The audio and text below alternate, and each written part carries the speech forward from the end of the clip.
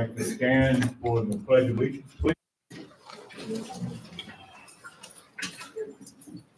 I pledge allegiance to the flag of the United States of America and to the republic for which it stands, one nation, under God, indivisible, with liberty and justice for all.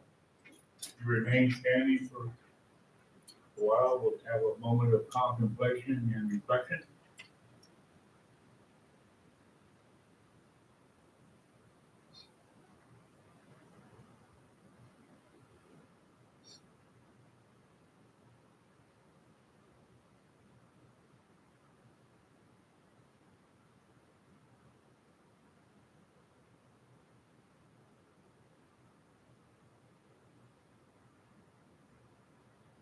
Thank you. You may be seated.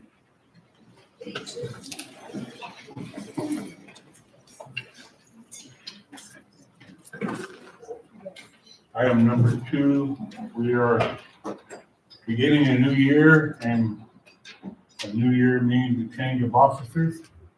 I have enjoyed serving the County Governing Board for this past year. We have gotten a lot of work done. I want to thank my board members for being here, for answering every bell at all the board meetings and doing what we had to do.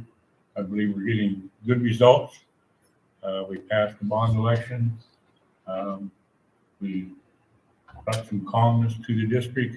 We've got a lot of respect going on now, and now it's time for us to build on it. So at this time, I would like to take the privilege of making a nomination for the new board president, and I'd like to nominate Mr. Wilkie. I'll second that. Been moved and seconded. Is there any discussion? Hearing none. Mary, call for the question. Mr. Hayes? Yes. Mr. Hunt? Yes. Mr. Wright? Yes. Mr. Wilkie? Yes. And Mrs. Harrington? Yes. Congratulations. Woo. Stepped into the fire.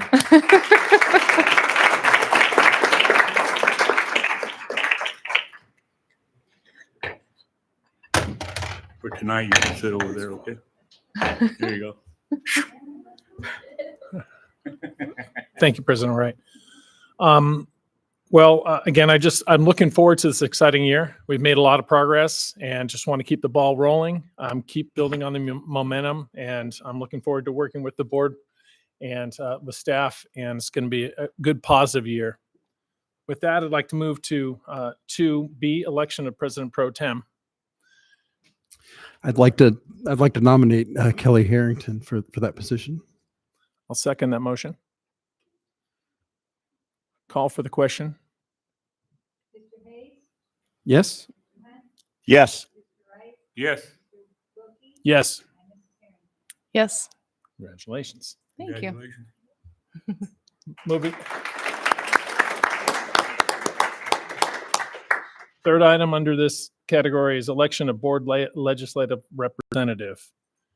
And if I'd like to nominate Mr. Hunt. is there a second? Okay. Any other nominations? I'd like to nominate Mr. Hayes. Is there a second? Not, I will second that. Any discussion? At this point, call for the vote. Mr. Hayes? Yes. Mr. Hunt? Yes. Mr. Wright? Yes. Mr. Wilkie? Yes. And Mrs. Harrington? Yes.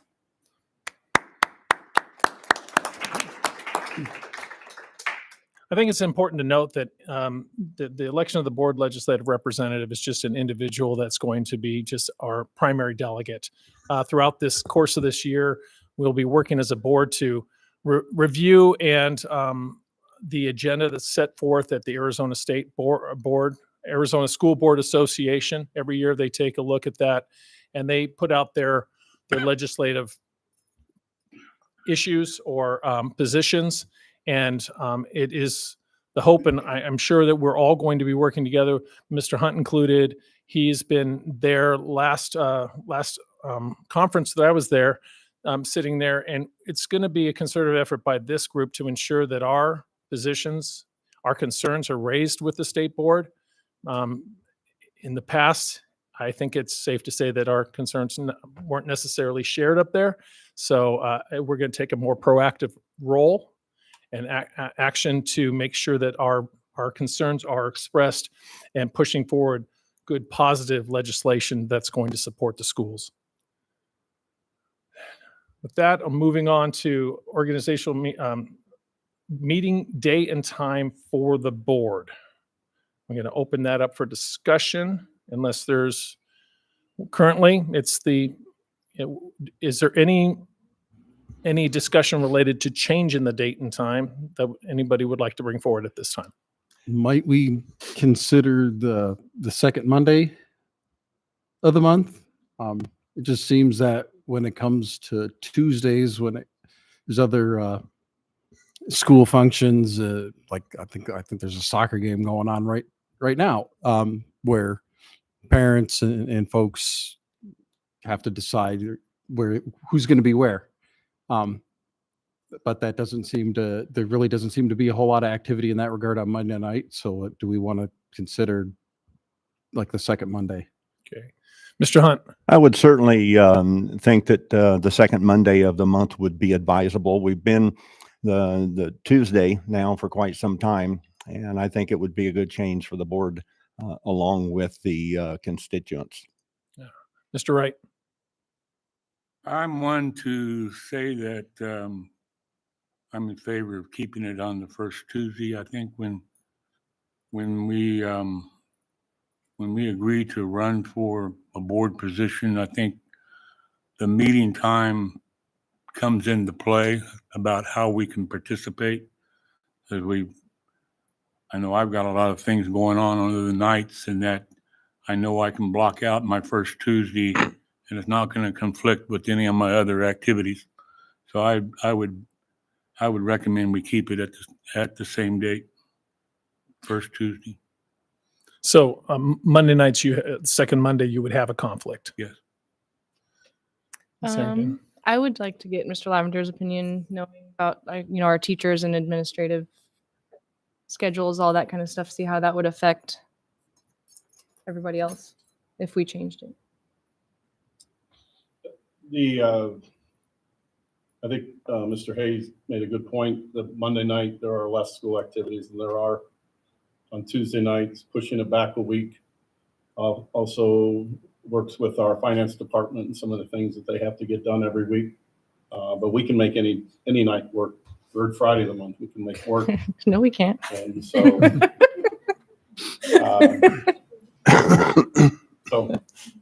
but the reason that the second Monday was brought was because, and I think we have some students that are being recognized here tonight that were unable to attend. There's not just a soccer game tonight. There's a basketball game, wrestling match. So there's a lot of activities on Tuesday nights. Ms. Harrington, how would you feel then? I mean, I would be open to switching it to Mondays, providing that the rest of the board is open to it. Mr. Wright, is the conflict, is it possible to change it since it's one night a week or one night a month to the second Monday? Is that a possibility? It would be, yeah, but I'm set in it, but I will, committed to serving on the board, so that's the most important thing. Okay. All right. Is there a motion then? I'll make a motion. I'll second it. So the motion on the floor is to move the date, not the time, same time, right, to the second Monday of the month. And that would go in effect next month? Well, I think the second Monday in March is spring break. Am I correct? So that would be a conversation, but we've already have an attorney coming down to talk to the board on Tuesday, February 6th, about the lawsuit against the social media companies. We changed that tonight. And so I would recommend we keep that meeting on that date because I think that's an important issue. And I think all of us need to hear from the attorney there. Okay. What's going on with that, and then look to start in March. All right. So motion on the floor is to move it to the second Monday of the month, except for March. Is Is that correct? So take effect in April, sorry, To take effect in in March. March, because February. Yeah. So I don't, the board can set the date. So if the Yeah. spring break is an issue for any of you, I can be here that night. So whatever, Well, so we'll address that at the February. we'll make the date in February. All right. So we have a motion on the floor in a second. Please call for the vote. Mr. Hayes? Yes. Yes. Mr. Wright? Yes. Mr. Wilkie? Yes. And Ms. Harrington? Yes. All right. Moving on to adopt the agenda. So moved. Second. Any discussion? All right, please call for the vote. Yes. Mr. Hunt? Yes. Mr. Wright? Yes. Mrs. Harrington? Yes. And Mr. Wilkie? Yes. Minutes from prior meetings. Everybody had a chance to take a look at the minutes, and if so, is there any discussion? I move we approve the minutes as presented. Is there a second? Second. Moved in second. Please call for the roll on the vote. Mr. Hayes? Yes. Mr. Hunt? Yes. Mr. Wright? Yes. Mrs. Harrington? Yes. Mr. Wilkie? Yes. Went through this record time. Now, favorite part of the meeting, student recognition. Brianne here? Okay, and so our first student we're going to recognize tonight from Casa Grande Union, and Mr. Grandy first. we're going to do Vista Grande first, and that's Mr. Danzy, who will recognize Matthew Guy.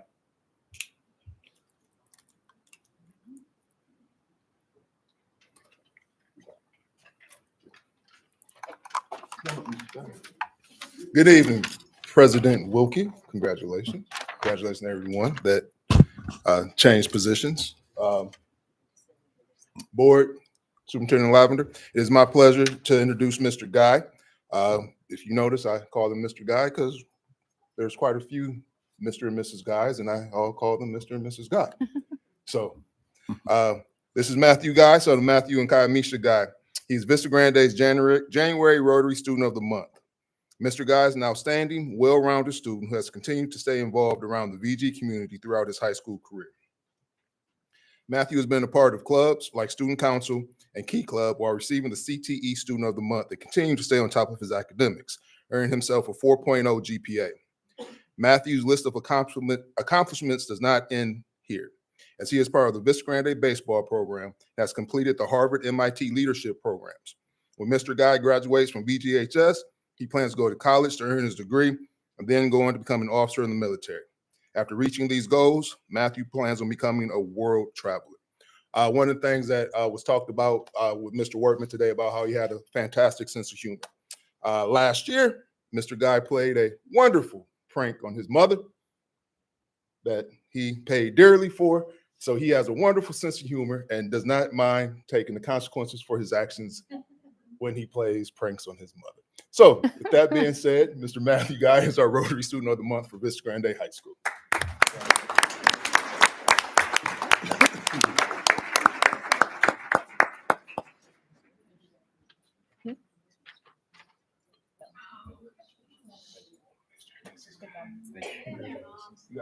Congratulations.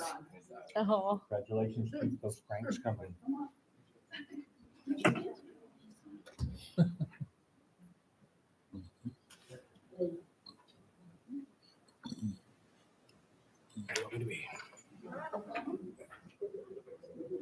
And then this is Daniel Ken from the Rotary. So. Yes. Oh, okay, great.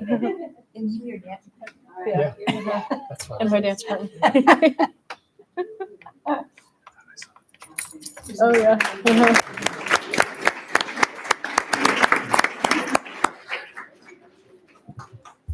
So Dr. Lineberry had to leave to take care of a situation at home. So I think Donna Tejas is going to do the Student of the Month for Casa Grande Union.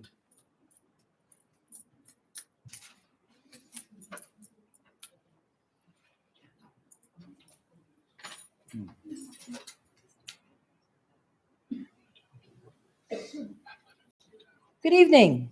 If we could please have Ms. Rianne Alato here. And am I saying your last name correctly? Very good. I'd like to read from a text that Dr. Lineberry sent to me this evening.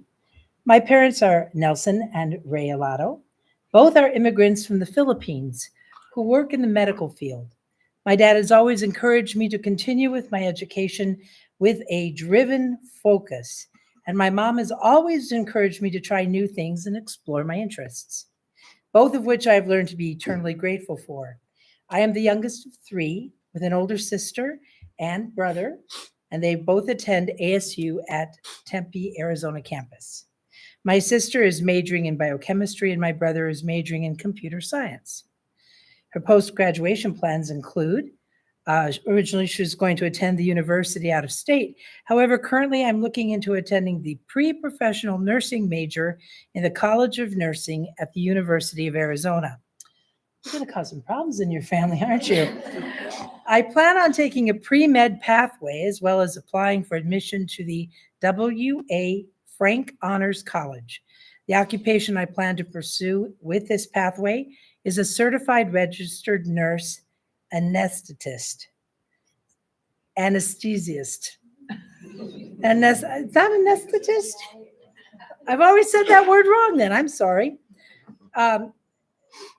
Previously, she attended legacy traditional schools, learning material at a very fast pace. With this background, her freshman year, she took classes like honors algebra, honors English, biology, honors biology, of course, and CTE STEM, Introduction to Biotechnology, in which she then received honor roll for earning straight A's. Although starting her freshman year during a pandemic was not ideal, she still found ways to be involved in school. She became a member of the class of 2024 Student Council, Key Club, HOSA, STEM Advisory, and Girls Tennis. Most clubs were restricted to activities due to COVID, but they were still able to volunteer in holiday events and parking lot cleanups. Entering her sophomore year, she took classes like honors geometry, honors English, honors physical science.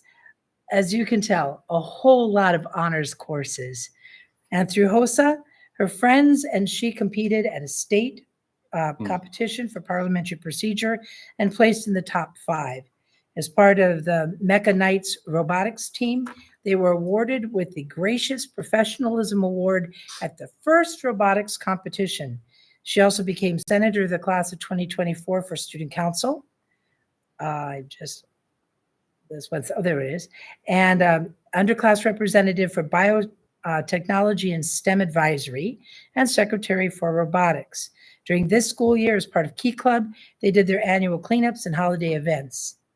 And in the 11th grade, again, lots of AP and honors classes, as well as AP Studio Art. And she received honor roll for her grades once again, while still balancing extracurricular activities.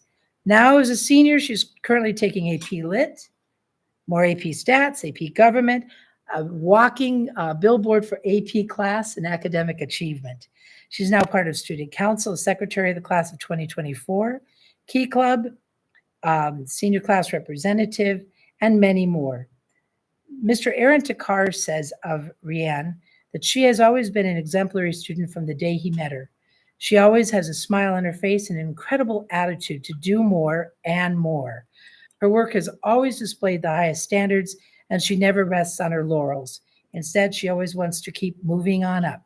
Rianne is also a great mentor and peer to her classmates, and has often been a driving force in them wanting to improve their work. Rianne is the kind of student all teachers dream of having in their classroom. Ladies and gentlemen, our January Rotary Student of the Month, Rianne Alato.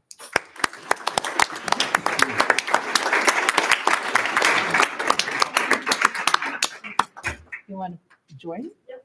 Not yet? Oh. Go ahead and shake hands. Sorry about that. Family, Come on up, please. Congratulations. Very impressive. Congratulations.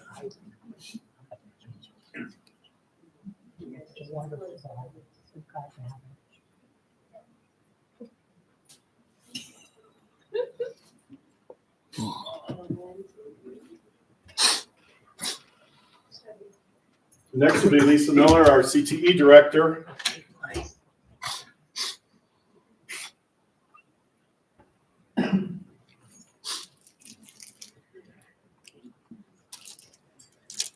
Good evening, board members, President Wilkie. Congratulations, appropriate, and Mr. Lavender. Very nice to present to you this evening.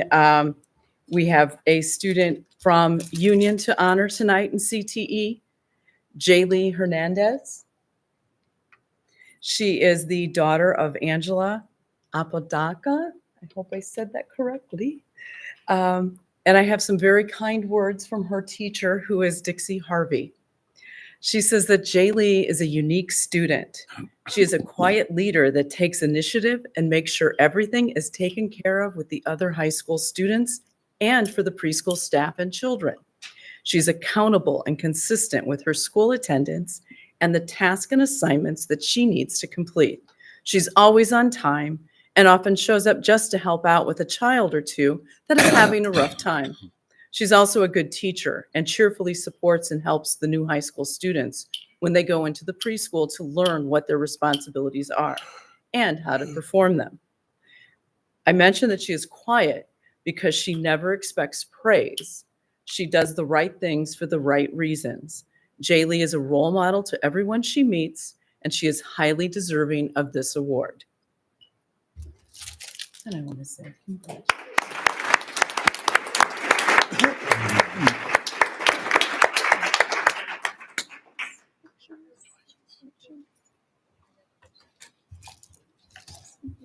congratulations. Congratulations.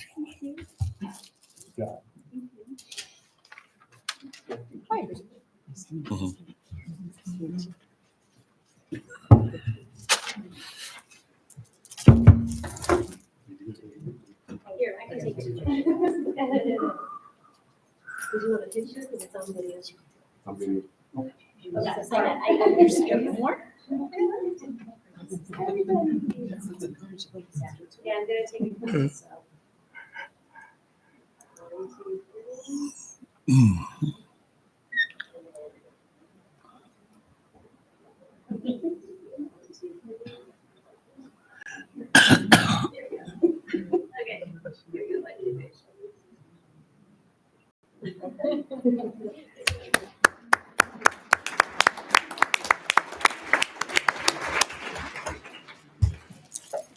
Mr. Lavender, employee recognition. Yes, sir. So one of the things that our district benefits from is talent in the community.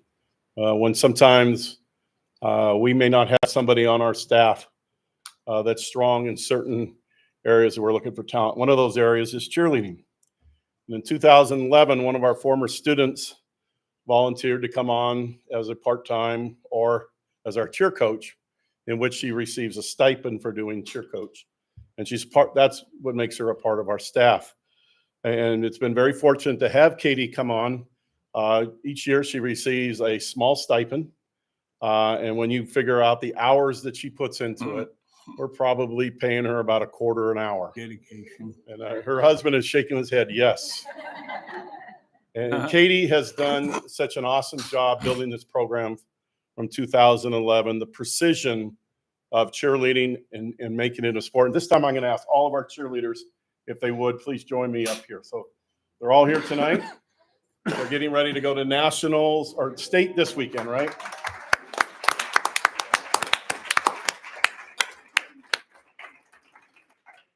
And so Katie started building this program in 2011, the precision, the hard work, attention to detail.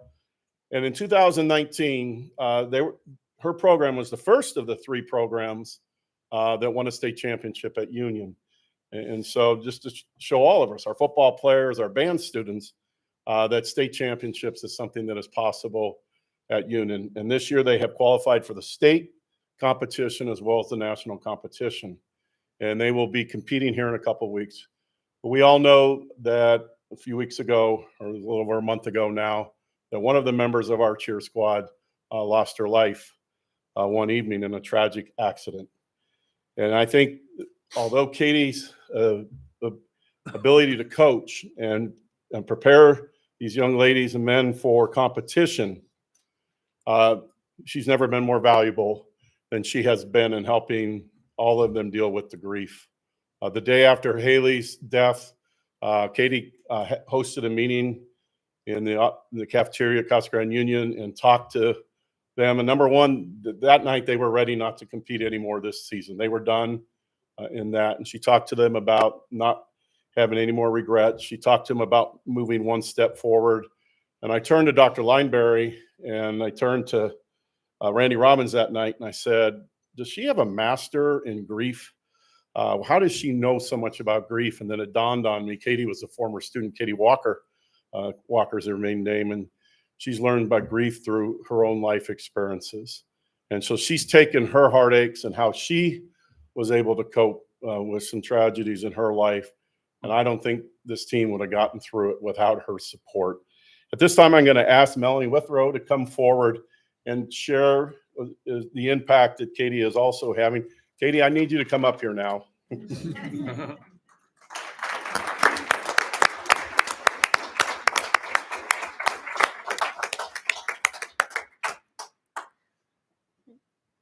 Today, I was asked to speak about my coach, Katie. For people who don't know who Katie is, she's head coach of Casa Grande Union Spearline for 13 years. There's a lot of things I could say, but no words can express how amazing of a coach she is. From the start of early morning summer camps, to cold Friday night lights, to tears on the competition mats, we've always had the most supportive coach right by us. Coach Katie has made a huge impact in our lives. She made us more confident in what we do and in ourselves. Katie puts all her dedication into this program and to us. She made her cheer not only her job, but her main priority. Even when we aren't satisfied with our routine at competitions, Katie couldn't be more proud of us. Late November, we lost one of our teammates, Haley. That made a tremendous impact on our team. Many of us lost ourselves and our motivation in the sport we love. We were lost. As much as Katie was hurt too, she made sure to put us first. She did a lot of things not many people would do. She would call us asking silly questions like, have you brushed your teeth? Have you ate? She scheduled us counseling sessions and a very hot yoga that caused many laughs. But the main thing is she never let us lose ourselves and instead made Haley our new motivation. Our team not only was a squad, but a family. Our team became stronger. I didn't realize till later who the actual strong person was, and that's Katie, for pulling us out of our dark hole and making us love what we do again. Whew. Thank you, Katie, for putting up with the silly practices to our toughest battles. Thank you for giving us a place to feel safe. Thank you for all the sacrifices you made for the team. You may not know this, but you taught us more than just cheer. You taught us many life lessons we'll never forget. I know it's not easy, but you always try to figure it out. I can't think of a better person to receive this award. You deserve it. And we're so proud to call you our coach, and we love you very much.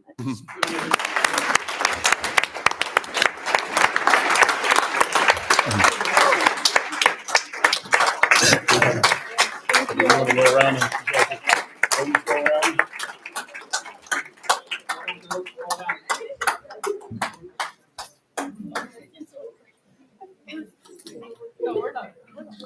Proud of So all of you go. They want to meet all of you. And then we'll take a group picture in front of all of you in front of there. Ms. Cortson. Thank you. Thank you. Ms. Cortson. Thank you.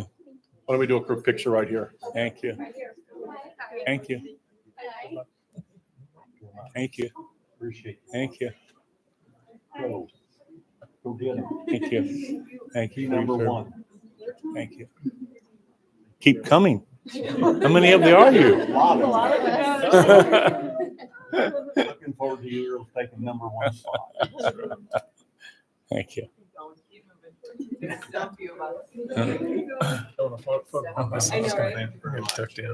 Number one.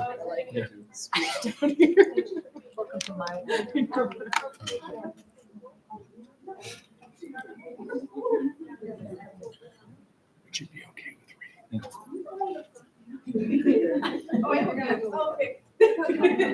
Whenever I have to take a group photo, I always go, can't you be like the cheerleaders?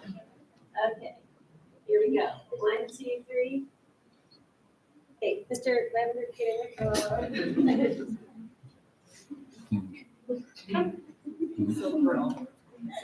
All right, here we go. 1, 2, 3. All right, don't go anywhere yet. I want all of you to know you've been through a horrible ordeal, but I was so impressed with each and every one of you. The night after, when we were in the cafeteria that night, how you've continued the candlelight vigil that you organized for Haley was a phenomenal event, very respectful, and you all represented our community, our school so well at her funeral. And so we know you are continuing to heal, and we're looking at some activities this second semester for some healing events that we hope that you'll be able to perform at. And all of us wish you the best of luck as you move on to your state and national competitions. And Katie, this is a well-deserved award. So thank you, and we're proud of each of you.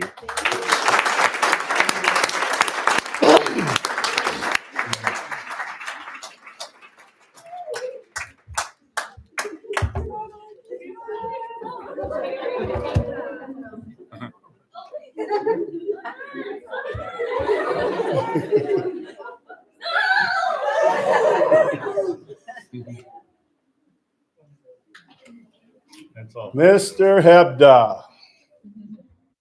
Mrs. Hebda, please join us as well. Come on.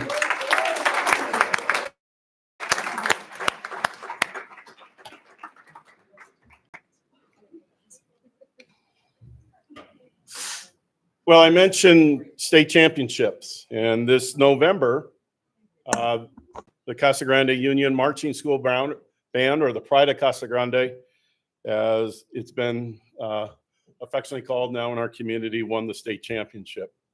And I congratulated and emailed and congratulated Mr. Hebden. I said, how many state titles is this now? Because I thought there had been a bunch of them. And he informed me, no, this is our first state title, because they recently just started doing state titles for bands, but they have won 6 winter drumline and guard championships. And so, and I know it was probably about 10 or 12 years ago, they were also selected to participate in the Fiesta Bowl National Band Pageant, where they against the top schools in the nation, participated in the Fiesta Bowl Parade. At the University of Arizona Band Festival this year, which is right before state, they also won the Nunamaker award, which is the top band there for 5A, 6A schools, all the ones there. And so Mr. Hebda has done a phenomenal job. As I wrote A+ applications at both Cactus and Belago, we highlighted our band program as one of our signature programs, and the collaboration that we had with the high school band program and what Mr. Hebda does. And so we want to recognize you tonight, Martin, for your 7th state championship. And we know you're not done yet. And so believe it or not, Martin, they don't have huge state championship band trophies. But we did find something that says Band Director Extraordinaire Martin Hebda 2023 state champion.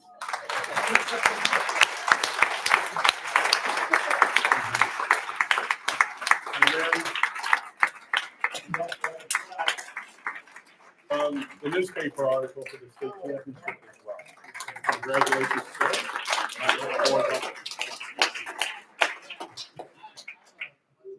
Oh, absolutely. So band boosters, if you could stand up, that'd be awesome to recognize.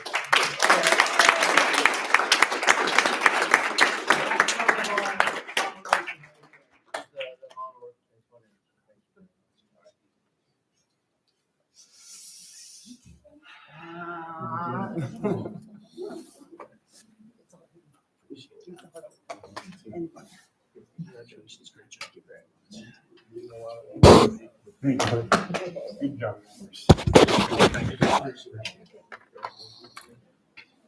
Can the band boosters come up? I'm sure Mr. Hebda would rather have a picture of you than me. But we'll do 2. Why don't we do the first with just you and I and Mercedes, and then we'll get the whole booster.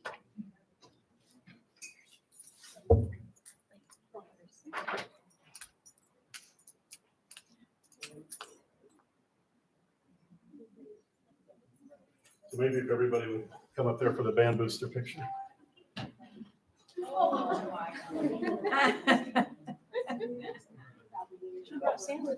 Your motivation. You know you do more than what you're saying.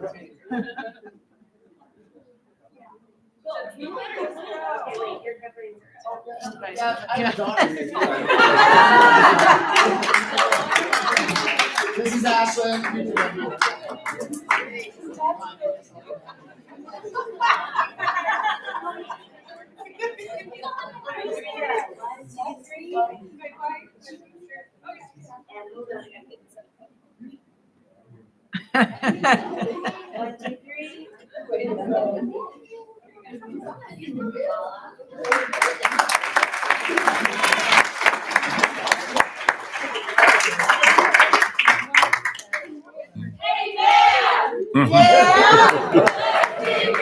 No way!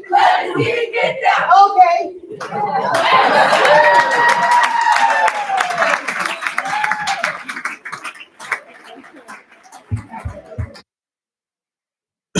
Mrs. Demarest.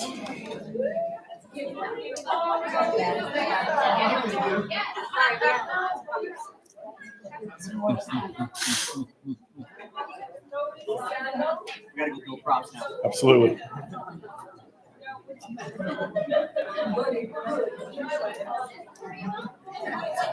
Next time you call me. Kyan here. He is. And so Kyan. are all the girls. I'm not getting this picture by myself. Come on up, Kyan. So, I know Mr. Hunt doesn't know the answer to this question, but last night we saw an impressive Michigan performance. One of the most dominant football games I've seen in a long time. Old school football, smash mouth. Why am I mentioning Michigan football? Because 2 years ago they went to the national semifinals and lost. Last year they went to the national semifinals and lost. And this year they left no doubt. 2 years ago, Mrs. Demarest was a finalist for the Greatest of Casa Grande teacher. She was not successful that night, but one of the top three in the city. Last year, she was one of the top three in the city. And this year, she left no doubt. She won first place in the Greatest of Grande. Third time.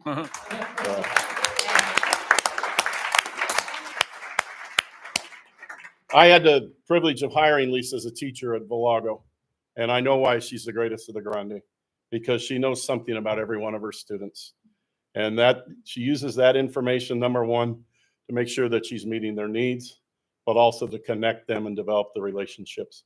We know that 20 years from now, the students may not remember everything Lisa taught them, but they'll always remember the way that she made them feel. And every student in Mrs. Demarest's class is made to feel welcome as a valued young man or young woman. She teaches our freshmen success, which is a vital program in getting our students off to the right program, on the right foot and successful. And this year, she's also been teaching AVID, as the AVID program, as well as the union. She's an extraordinary teacher, and I'm real proud of you for getting this award. This is her son, Kyan, who is a freshman at Northern Arizona University, and Lisa's pride and joy. And so she's so happy that he's here tonight. I think she faked being sick last month when he was up at NAU, so he could be here tonight to see her get this award. But Lisa, congratulations.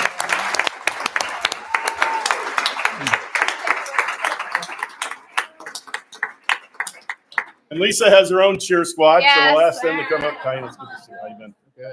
So. Lori, get up here. How do you get one? Oh, I gotta shake it. Thank you.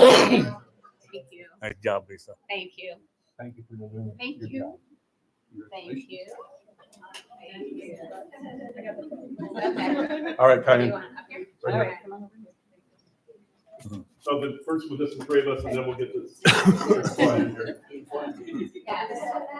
One, two, three. Where's my phone? Team. Okay, cheers, squad.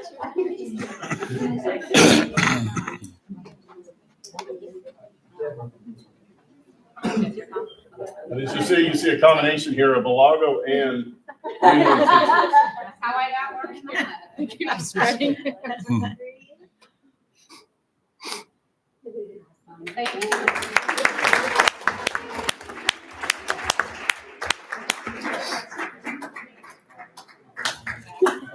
I just have one more, and I didn't realize to right now that I didn't add it to the agenda, but last year in 2022, We had the greatest of the Grande principal, Mr. Vance Danzy, and he let it slip one day that we never gave him her certificate. I said, "Do you want me to get your certificate?"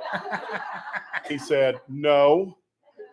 But this is a recognition. It was his rookie year to get named the greatest of the Grande. So, Mr. Danzy, please come up here.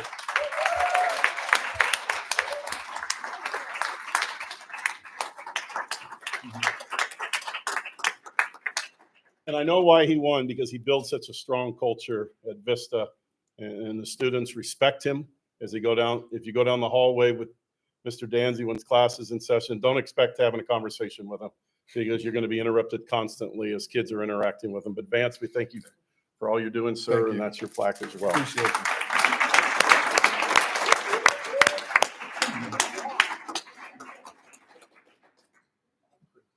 Great job, Vance. Great job, thank you. Come on up, Jeanette, my turn. Also, I have one more story to share. Vance is from Michigan. I asked him this morning, "Are you excited?" He says, "I'm happy for the state." But Vance has a grudge against the University of Michigan. They told him he was 2 inches too small to play football. So now we know why they pounded Washington.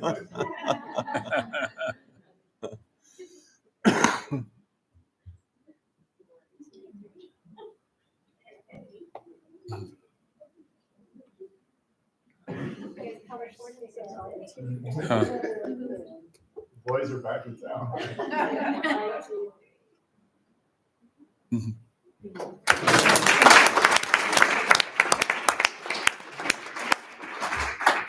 Mr. Wilkie, we have a lot of students that have to get home and study and prepare for competitions and stuff. So I suggest maybe you let them go at this time. We'll take a short break here. So thank you all for coming. Congratulations to everybody receiving an award.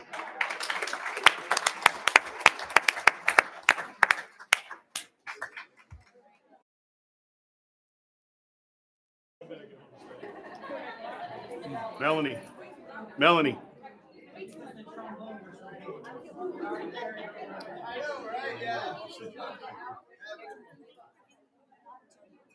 Of course she did. Congratulations. Good luck.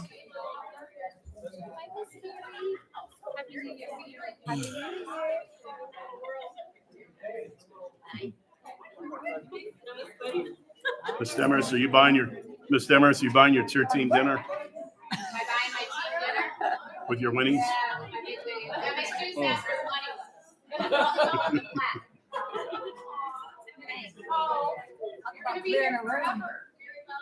Does Kai want to show me a motorcycle?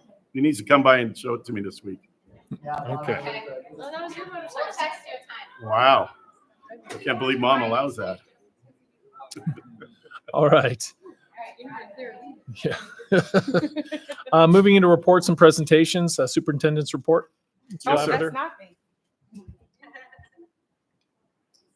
Well, we talked earlier about the sports that are going on, but I just want to highlight our girls and boys basketball team, our wrestling team, our soccer team, girls and boys are going into league play now. And so January, they'll be focusing on league play heading into the playoffs in February. I also want to take a moment to recognize our former Casa Grande Union principal, Mr. Keith Greer, who was our principal from 2002 to 2008. He passed away a week ago.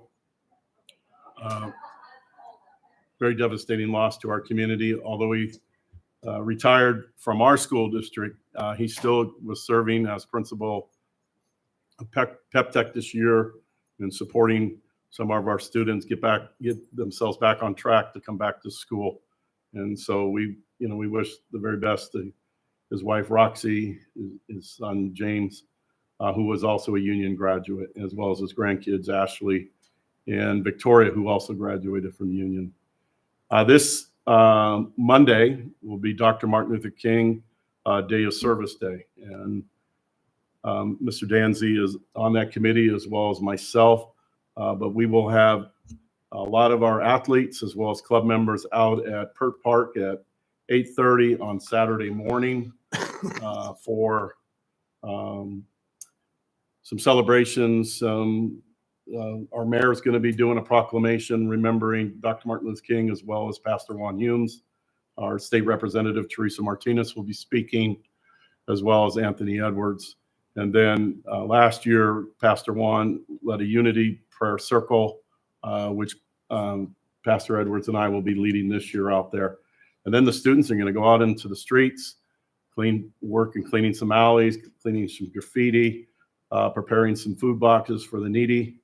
And then they'll all come back to Perk Park about 10:45 for a good old fashioned barbecued hot dogs, chips, and that. And so we hope all of you can come out there on this Monday to celebrate Dr. Martin Luther King and the day of service there. I want to congratulate the Vista Grande Junior ROTC. They recently won the Commander's Award for their outstanding support for their Toys for Tot program. Also want to thank all of the people from Casa Grande Union, including our facilities department, Mr. Bellick. Recently, the roof caved in at Central Arizona College, and we were able to scramble at Union and provide them a place for their fall play, as well as their Christmas Nutcracker presentations. And so community partnership there. And then on this Thursday night, January 11th, is open house at all 3 of our campuses. This is a recruiting for incoming 9th grade students that will be starting with us next year, for parents to come out, get information, learn about high school programs, high school credits, to start them filling out the enrollment papers, which is critical at this time, signing up for their classes. And we also encourage our freshmen, sophomores, and juniors to come out that night and learn more about what's going on in the school. And so that's this Thursday, January 11th. And so Friday will be a half day of school with open house on Thursday night. And that's all I have tonight, sir. Thank you, Mr. Lavender. And now we'll move on to the curriculum update, adoption update. So one of the things that I asked Ms. Morales to do tonight, Morales, excuse me, we're in the process of finishing up the curriculum that we've been looking at for fall adoption that we'll be bringing to you shortly, and then starting the process for spring adoption. And so there's been some advertisements, but we wanted to take this opportunity tonight to spread the word, to give more people the opportunity who are interested to get involved in these adoptions. Ms. Morales is leading this effort, and so I've asked her tonight just to provide a quick overview on what's going on with the curriculum adoption. So. Good evening, Board President Wilkie and board members and Superintendent Lavender. Wanted to kind of give you an update of what's going on. So tonight I want to talk to you about the curriculum adoption work that we did in first semester. After we went over how we were going to go about the adoption process, the work that we are looking at in second semester, and then I want to talk to you quickly about North Star Youth Partnership at the end. So at the beginning of the semester, we went over a board-approved process for the adoption that you all approved early in the first semester on how we were going to go about doing this. And in doing that, we all agreed, or you all approved, that we would have 9 members on these committees, and that we would do a call to the community and a call to the public so that people could apply to be on these committees. And we would definitely have 3 community members, 3 parents, 3 educators, and we would do an open call for applications for that. And that the committee would work with the departments and the subject matter professionals that we have, and so on and so forth. So this is what you all approved early in the first semester. So using that guidance, the first semester work that we've done for the fall adoption was the Business U, and that was the program that we were using last year as a supplemental program that did not go through the formal adoption process. And it was for marketing and business classes, not through the CTE program.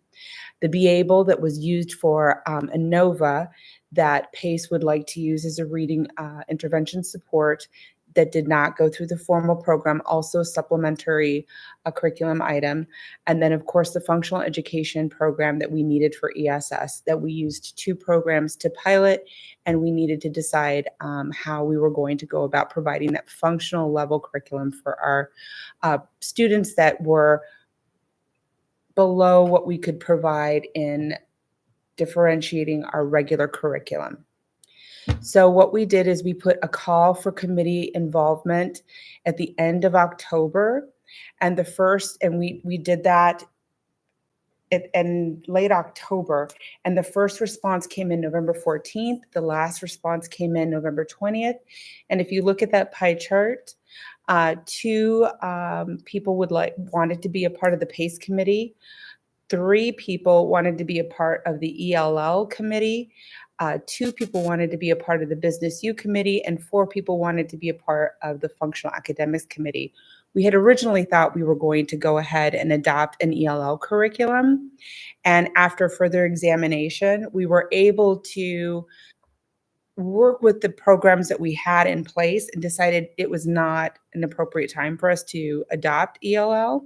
So with the 11 folks that had applied, I was able to talk with the 3 that wanted ELL and move them into different committees. But the bottom line is we only had 11 participants that had applied over that course of time. And I know it's like, well, where did you advertise, right? Well, how did we know? Well, we post on our website. You can see that's an excerpt directly from our website. You know, if you go onto our website, you'll see that scrolling page where it'll tell you things, and it'll just kind of tell you, this is what's going on. There's open house. There's a curriculum adoption committee. There's this going on. It's that website page that's Casa Grande Union High School District website. So that's one area that you can find the advertisement for a call to the community. It gets sent out through Parent Square, so anybody that has Parent Square will get it. It's also advertised on Facebook, X, which was Twitter. So if you have a Twitter account, it's there as well, and through Instagram. So these are the areas that we advertise to elicit participation. Okay. If you go to the curriculum and instruction website, you will also see these 2 items that you can click on, and they tell you that the curriculum and adoption materials for public review are available for the items that we were looking at for fall adoption. So Business U is there, the 2 functional academic curriculum are there, and the behavioral curriculum are there. And if you go to the public review curriculum site, they're all there with live links that people can review electronically. If you don't want to review them electronically, you can go to, it tells you on the left, it tells you where you can find them. You can go to Grande, Casa Grande Union, or the district. They're right outside our door here to view them tangibly in hard copy. Be Able is only able to be seen here at the district or at PACE because that's the only school that's interested in using it. So it gives direction as to where you can see the hard copy if you'd like to. And it will be available until January 19th. That is the 60-day window to review. Any questions? Yes, So yes. The 11 that filled out the application, those are the community members, but we still had other people like teachers and staff that are a part of this group, correct? So let's say that we had 100 people, and within those, there were some parents. Let's say within those, there were some teachers. I would have been able to use those or go into those that, and fill those slots. What I was able to do was say, okay, we've got these folks. They're going to satisfy the community member portion.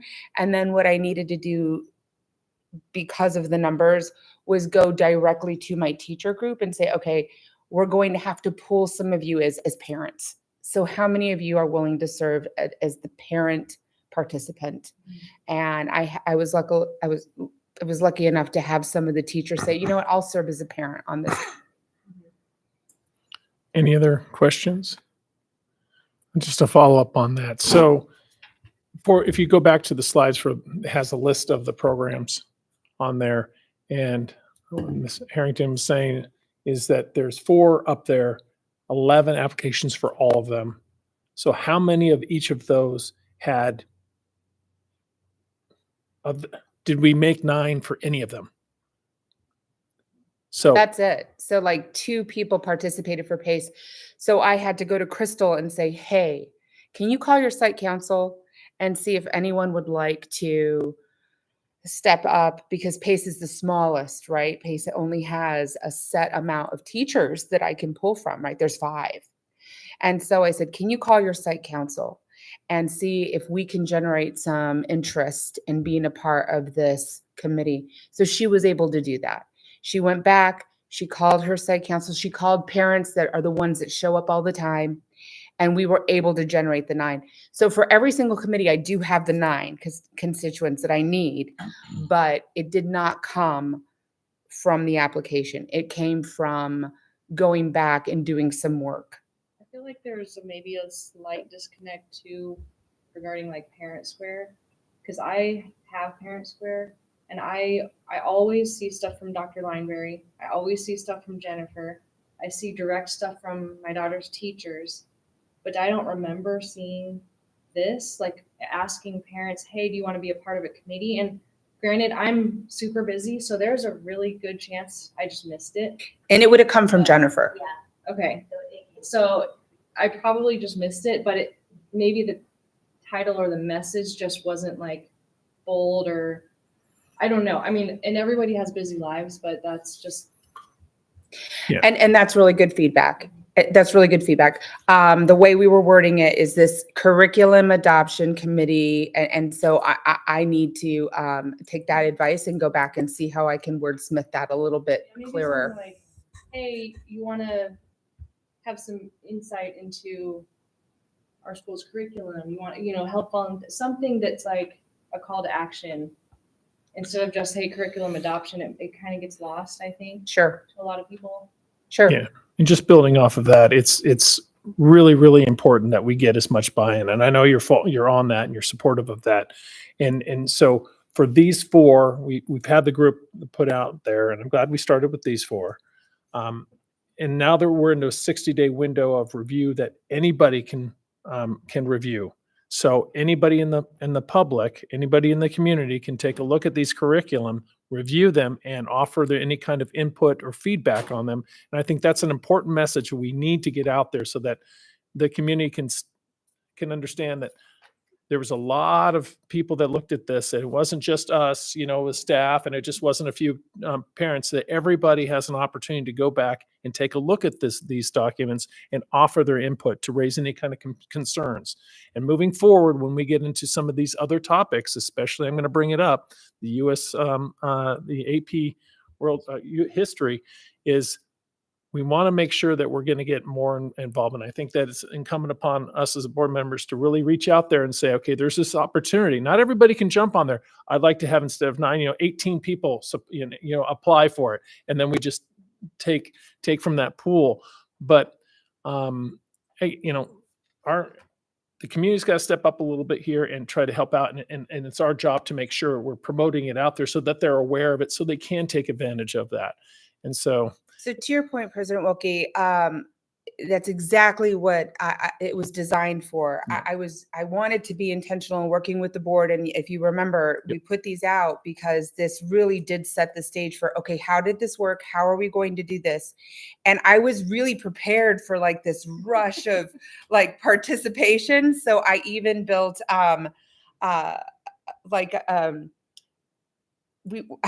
I used Jose Munoz. He was like, okay, there's going to be a random thing. So it's going to send you a random 5. And out of those 5, you're going to be able to say, okay, this is a male and this is the demographic. And and I had this whole rubric that I was going to fill out to say, okay, well, this one's full. Okay, this one's full. And so that we were fair. Yeah. And then we were like, we got to love it. And so, in preparation for our next round, we are really ready. And that is why, in having a conversation with Mr. Lavender, I said, I'm really concerned because I want to make sure that I'm being as transparent as possible. And I want to take you to this.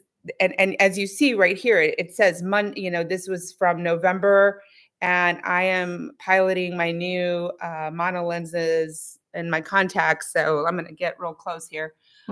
November 20th to Friday, January, that's the 60-day. But then here's what the department's done behind the scenes. We've met with the companies while these 60 days have taken place, right? While these have been out there for public review, we've met with the companies, we've obtained the quotes. The functional department has piloted the 2 programs. We've created the committees. We have set up the meeting times. We've posted the curriculum for public review. Here are the next steps with this particular group. The committee meetings. This is when we're meeting with Business U. This is when the committee is meeting. And what are we doing? We are going to listen to the representatives of Business U, and they're going to present their curriculum so that we can say, is this appropriate for our students? Does it meet our board mission? Does it meet our district vision? Does it meet the standards? Does it meet what we're doing for our students? And is this something we want to present to the board? That's exactly what's going to happen with Be Able. Now, this says for functional education, Friday, January 12th. These are all posted, that it's for the public to see that these are posted. When I set that meeting, I did not have the foresight to realize that is the Friday before a 3-day weekend. And an early release. And so that meeting has been moved to January 23rd and will be reposted on my website as not, being really cruel and unusual punishment to our teachers and those serving on the committee. So that will be corrected on my site because it is, being posted for public agenda to attend. They can attend. They are open meetings. So these are the next steps that we are doing with this set of curriculum. So at those meetings, what is going to take place? Forgive me, I just want to make sure that So this is at clear. those meetings, what will take place is the representatives from those companies will present what is involved, what's in the curriculum, what they'll be presenting to the district, what is digital, what is tangible, what is consumable, what we'll be able to do, what the teacher workbooks will be, everything. So that the committee can look at it, can digest it, can compare it to what they see, and then the committee can have a discussion. Now, anybody that attends the open meeting, they cannot participate in the discussion. They can write anything down that they want, and they can submit it to me, and then I can then later give it to the committee to review, because they're not part of the committee, but they can attend the open meeting, listen to it, and participate through writing. Any other questions? Yeah, I have some questions. During the meeting on the history book, at the end of the meeting, it appeared to me that we had quite a number of people that had a distinct interest in being on the committees. I'd like to know the names of the people that are on the different committees. I am surprised because we had such a good community input and people that were here that wanted to be on these committees that we didn't get a better response. Now, I don't know why that is, but it shocks me because I know a number of those people that wanted to be on the committees. Now, I haven't talked to them to find out whether they are or are not, and I will be doing that because I want to know. I'd like to know who is and who isn't on the committee. You absolutely can. I have the names of all the people on the committees, and I'll give it to Mr. Lavender. And your shock is shared. I was also, and that's what brings me to this next stage. So our spring curriculum work involves social studies and Spanish. Now, this with you when we adopted U.S. history. Initially, we had decided to adopt only U.S. history. We're in that one-year contract with Savas. The intent last year was to adopt an entire social studies curriculum.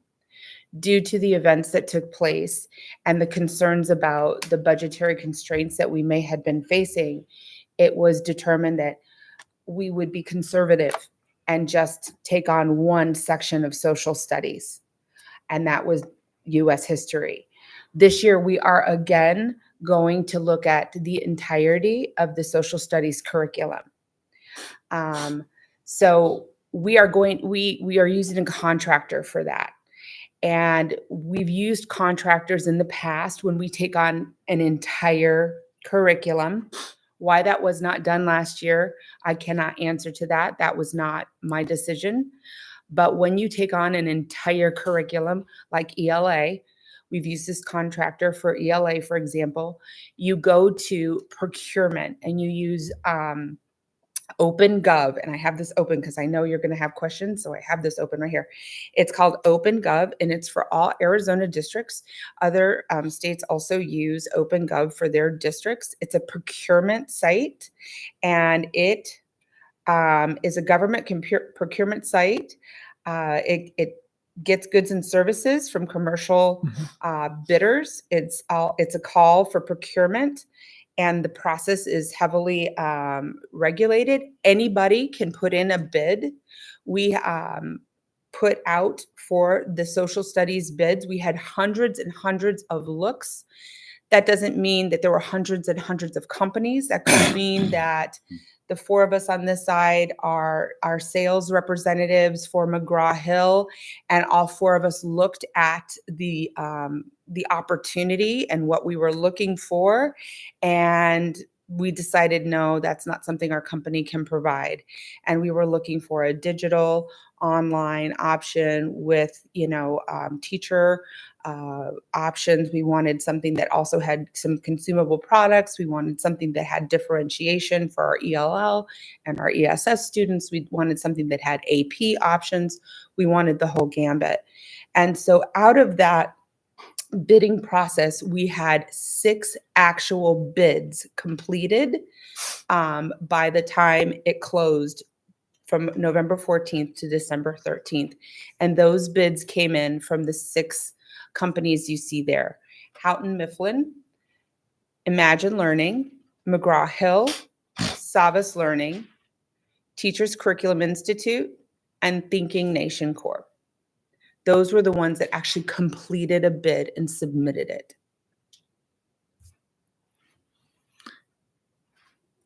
Well, we only knew of 3.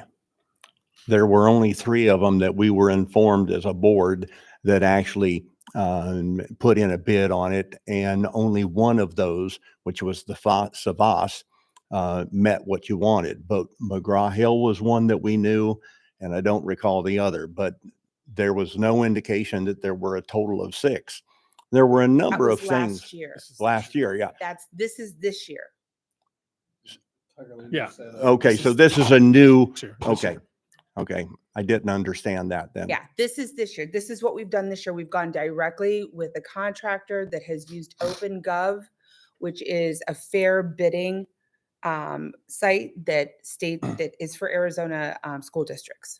Now, question would be that even though in essence it would be fair because so many people have the option of actually bidding on it, has the curriculum and the subject matter been looked at to make sure that what we're getting is we're teaching the kids actual history as opposed to a revision history, which is being very common. I'm seeing a lot of that, not only in different schools, but I'm hearing a lot of that in some of our colleges and universities, where literally what they're doing is they're changing our history, and much of it has no truth or bearing of truth in it whatsoever. Mr. So Hunt, I have great concerns on that. Well, I think that's what the group is supposed to do. Correct. That's why we have this group of 9 people that are going to review these Correct. curriculum to make sure that it's something that we can accept versus having those concerns. I think if Renee would go forward the next 2 slides, he's probably going to address Correct. the procedure, exactly what you're talking about, Mr. Hunt. Because at this point, all we have are bids. Okay. These are our bids. The second is Spanish. Now, Spanish is not this comprehensive. like English or math or social studies. And last year we had 3 companies that we had secured.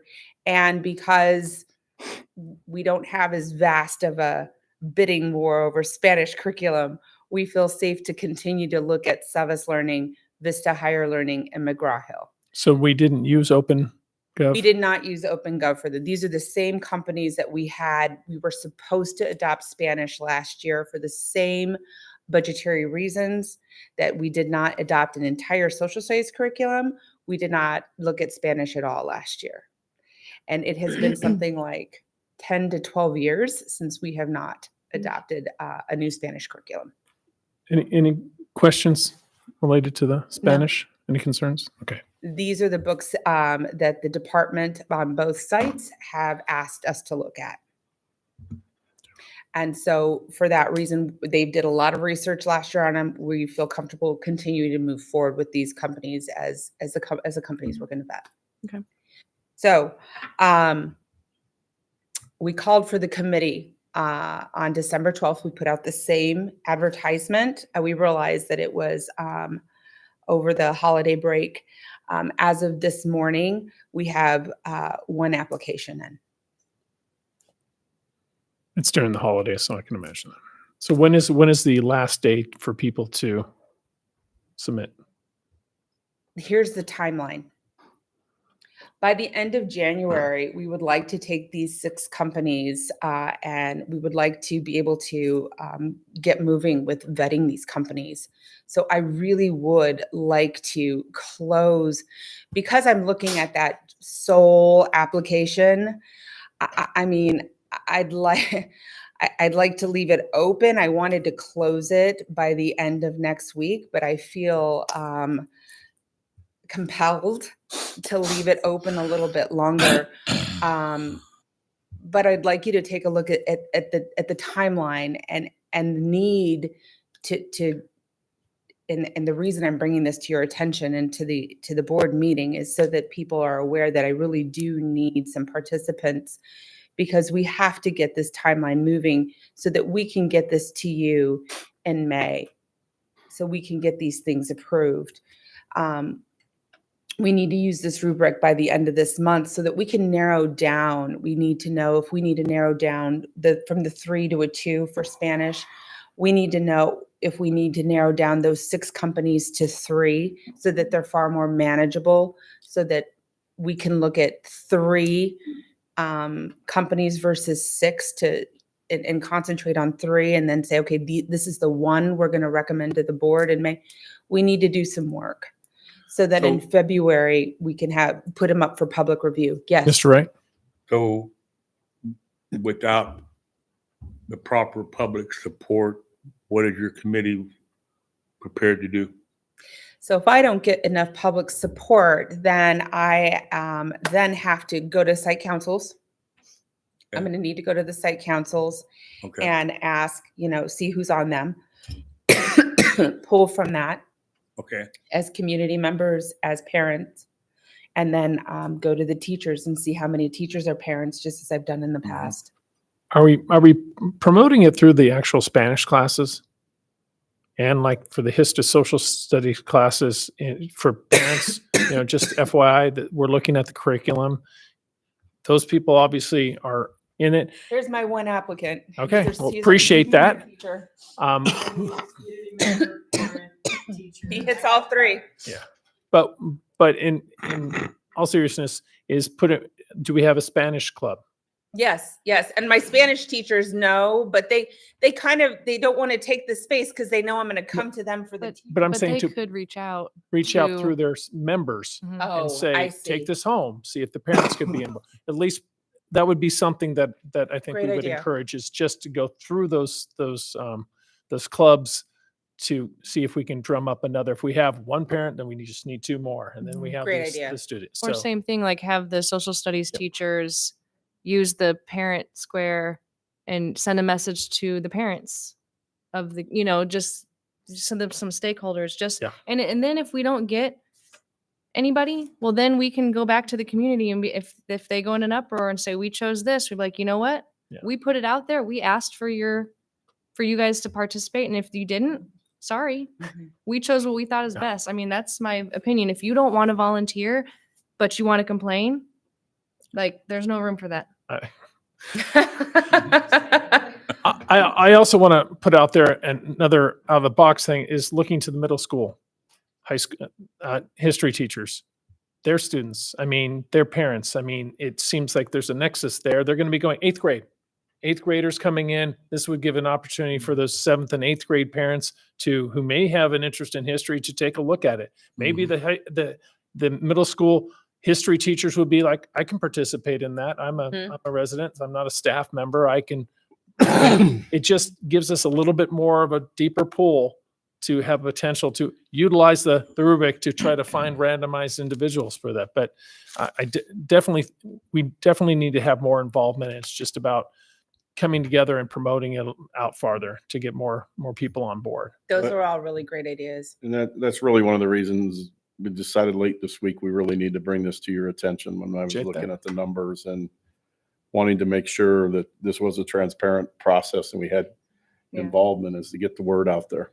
Yeah, and we appreciate all the efforts. And update you guys on what the challenges that We just, I think from a board standpoint, I think it's how you communicate curriculum adoption, and that's not going to attract parents. So I'm writing a new one, and the subject is "We Need You." So maybe that will get attention. I think it'll help to get it read. You know, I mean, because sometimes when you're scrolling through stuff, it's like you have to pick and choose what you're going to look at, and sometimes it does get lost with unintentionally. But I don't want to belabor the point. Yeah. Mm-hmm. No, she's Which- asking me to look at the calendar, and I mean, is January 19th reasonable to close the application process? if you're going to narrow it to February 2nd for public review, it's going to have to be. Okay. And we already know that our next board meeting is February 6th, so probably the more reasonable date for that is February 6th. But yeah, we're running out of time. The importance here is just to make sure that this is transparent and we have an opportunity to go through all of that, the curriculum being provided by those companies so that there's no surprises. We've had that discussion. If there's concerns, those concerns are discussed. And so that when it comes before this board, we have we're more comfortable making that decision so that we don't have a repeat of last year. And we're not, because this is definitely much more transparent thank you for that. Right. And I really want to make sure that February 2nd to April 2nd, that's that 60 days that we have to put that curriculum available online and at the sites. And that's a critical amount of time that we can't negotiate. Yeah. And so after that, then we have to have those presentations and those conversations. And so we only have a month to do that. So A month to, again, you said, put that online for review. So from February 2nd to April 2nd, that's 60 days. Yes, that's fine. Okay. And we have no negotiation on that timeline. It's going to take a lot of work, but it needs to be done. But it needs So, to yeah. be done. Okay. Any other questions, comments? No. Right. Well, thank you very much. I've got one more for you. Excellent. Just when you thought there wasn't anything else, I got one more. North Star Youth Partnership is a company that provides a health curriculum. And I know that Mr. Hunt always kind of asks, well, have you asked some other districts? I have, and I've asked, Peoria, I've asked Gilbert, I've asked Chandler, and several of them do use this health curriculum, and it really is about choices. It's about choice making, and because we have a board policy around family education and anything that does have to do with making choices surrounding abstinence or choices around decision making in relationships or anything of a sexual content, this needs to come to you for a board review for 2 weeks before we can really look at it for any sort of adoption. They focus on goal setting, decision making, relationship and boundary setting, high risk behaviors, drinking, being, friend choices, I mean, we just all went through, we saw what the cheerleading squad's going through, having an out. One of the things I talked with one of the presenters about is like having an out. Like how do you teach your kids to have an out? Do they have an out when they're out with their friends? Can they call you and say, hey mom, I don't want to have pizza this weekend, and all of a sudden that means I got to go pick my kid up? And do they know how to do those types of things? This is a curriculum that is scripted. It is an 8-day curriculum. It's 8 sessions that take 45 minutes per session. It's targeted at, there's a 3 to 5, there's a 6 to 8. We would be using the 9 to 12. However, we would be looking at targeting specifically 10th graders in their health PE classes. So I'm bringing this to you because I'd like to send you a link to the curriculum. They have left me hard copies if you'd like to look at it in a hard copy fashion, but I will send you the electronic link, and we will have some members from their organization present to you so that they can answer any of your questions at the February board meeting. I can't answer in-depth questions about that. I'd rather them do that for you. I'd really hate to misspeak about their in-depth curriculum because I too am learning about it, but because the board policy clearly states you need 2 weeks before we even discuss if this is a viable option. I want to let you know that I'll be sending you that. So North Star is part of the Starbright Foundation. So they're the ones that approached me about doing some group assemblies and things like that on sex trafficking and things like that. And then they have this healthy curriculum as well. And so representatives from Starbright and the North Star, who does the training, will be here on February 6th to kind of do an overview. And if you're in favor of doing the 60-day review on this and having parent look at it, this is an opt-in. It's not an opt-out program if parents want their children in it. But the first step is for you to look at it and see if you're even comfortable before we would even put it out for public review. Any questions? I think it's not a bad idea. I mean, as a parent too, if it was something that we did adopt, it was one of those where it would be great if that information would be shared back to the parents too, so they know what are they talking to the kids about, so that you can have those family discussions at home. And like you said, you have an out, like if you're at a party, that's a really big deal. You know, that peer pressure to those kids is huge. And you have to be comfortable feeling like you have your parents to go to, or you have a safe word, or you have something that, you know, because that's really scary at this age. And it's not just the parties, it's social media as well. And Yeah. you'll be hearing about the social media aspect of it as well on February 6th and what our students are being exposed to in that. So I'm very strongly in favor of a program, whether it be this or another program. I've sat through some of their training. I've been very impressed with their training.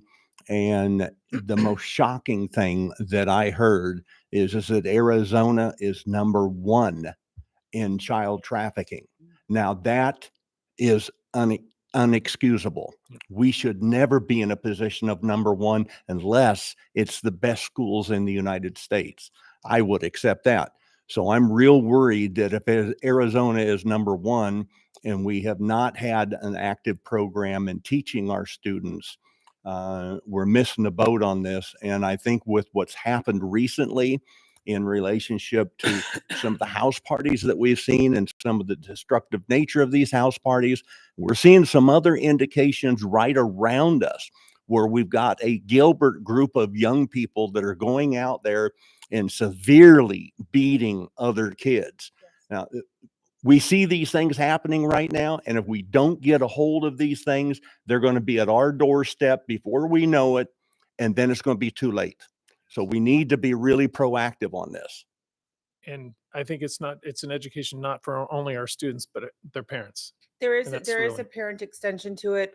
Full transparency and speaking with other directors from other districts, it is a Catholic-based organization, and so some of the feedback parents have had was that it is religious. Has a religion connection, so there is a concern there.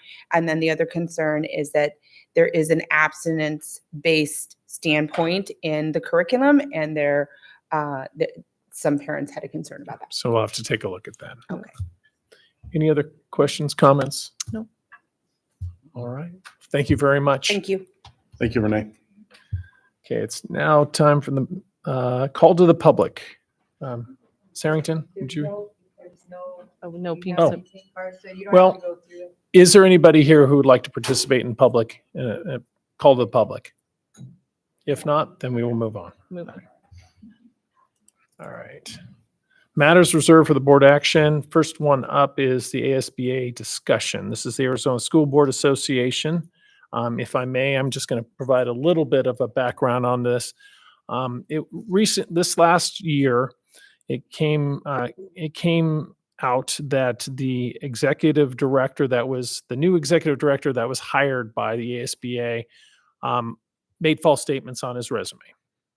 And once it was discovered, there was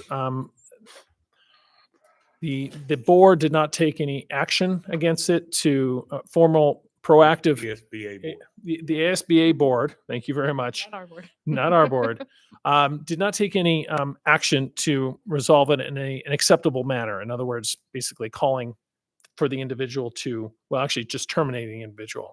I'll be as blunt as that. I had an opportunity to discuss the current situation with Roger Beatty, who is the new Pinal County representative for the school boards, and he shed some light on what is currently going on, and then I'll open it up for discussion here. What he explained is that is an acknowledgement amongst the board that it was not handled properly, and that the individuals, for the most part, on the executive board are gone who had supported the individual and took no action to rectify the situation. He explained to me that in the next coming weeks, there was going to be additional, they're hiring a group to actually put out information about what has happened and what what their plan is to move forward with this to basically build back up the trust that was lost during this last year because of the situation. So we're looking. I said, well, we were definitely welcome the additional information that is going to shed some light on what actually transpired, so we have a more informed understanding of just what all went on, because there was no transparency there. This was just done, and it caused us a lot of consternation once we found out about it. I've heard from a number of people here. So the discussion tonight is to discuss and possible consideration of a formal letter to ASBA from our board expressing our current lack of confidence in the need to correct these errors of judgment in their future endeavors, as it's stated in the agenda. I will now open it up for discussion. Is there anyone who, and I think ultimately what we're trying to do is identify some bullet points that we can develop that letter. So with that in mind, would anybody like to contribute some comments? Yeah, Mr. I Hunt. will. I would actually. I have a great challenge with not only the way that the board handled it, not our board, their board, but also what they allowed. When they were presented with the information from an attorney, they refused to look at any of this information. That's number one that I think is a big problem. The other problem is they allowed this individual to resign as opposed to being terminated. So this individual will have the ability to go to somebody else and apply for a job, and this issue will never be brought up because he was allowed to resign. Now, this is not okay with me. And I don't care whether it's in our school district or whether it's in businesses that I've owned. There are certain things that when you lie about things and you lie about where you come from and what you've done, those issues alone warrant complete termination, in my opinion, because I don't want to send my problem off to somebody else. I don't think that that's proper. And that has happened too many times within the school districts. On a national level, we just transfer our problems from our school district to another school district because we let them resign as opposed to terminating them. So I think that this issue is much bigger, and I'm concerned that it maybe is a lot deeper than what we know at the present time, and that there easily could be, wouldn't surprise me, a major cover up on this, because they literally covered it up in front of our eyes. So what do we not know behind the scenes? And I expressed some of the similar concerns to Mr. Beatty, and he understands that more information is forthcoming to give us a little bit more understanding of what actually went on. Mr. Hayes.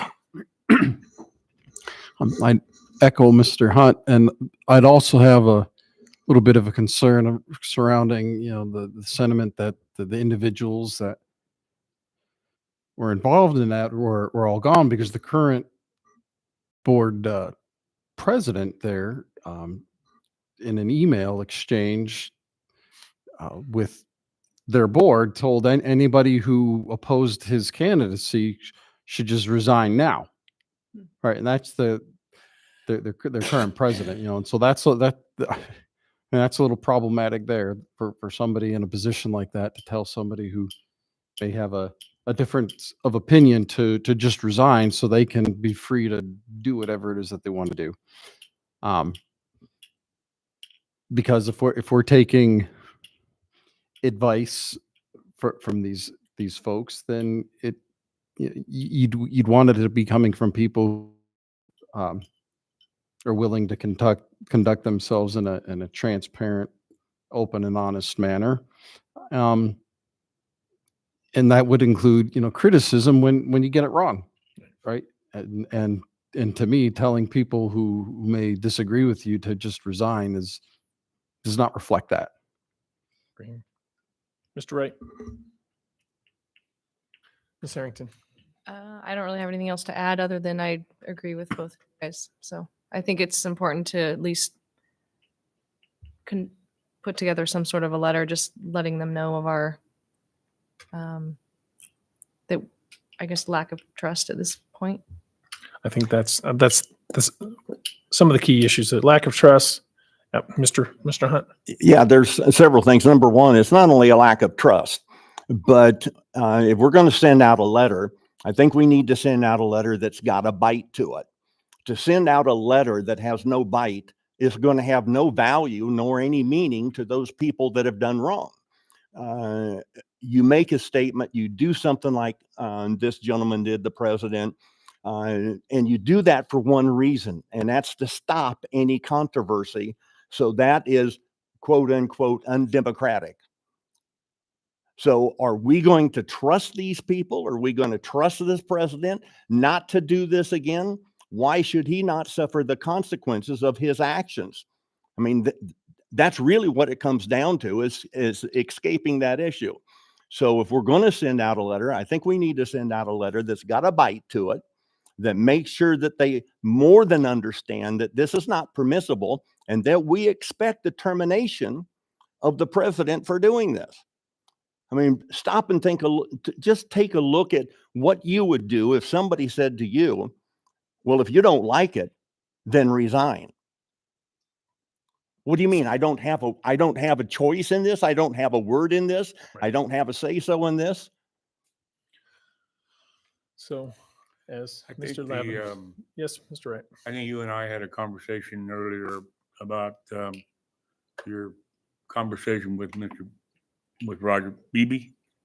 Beatty, and that the power of the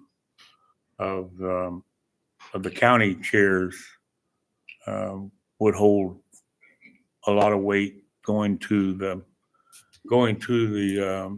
board of the ASBA, and that we need to encourage those county chairs to get together, and because I think they're already hearing I think they're already hearing a lot from individual school districts.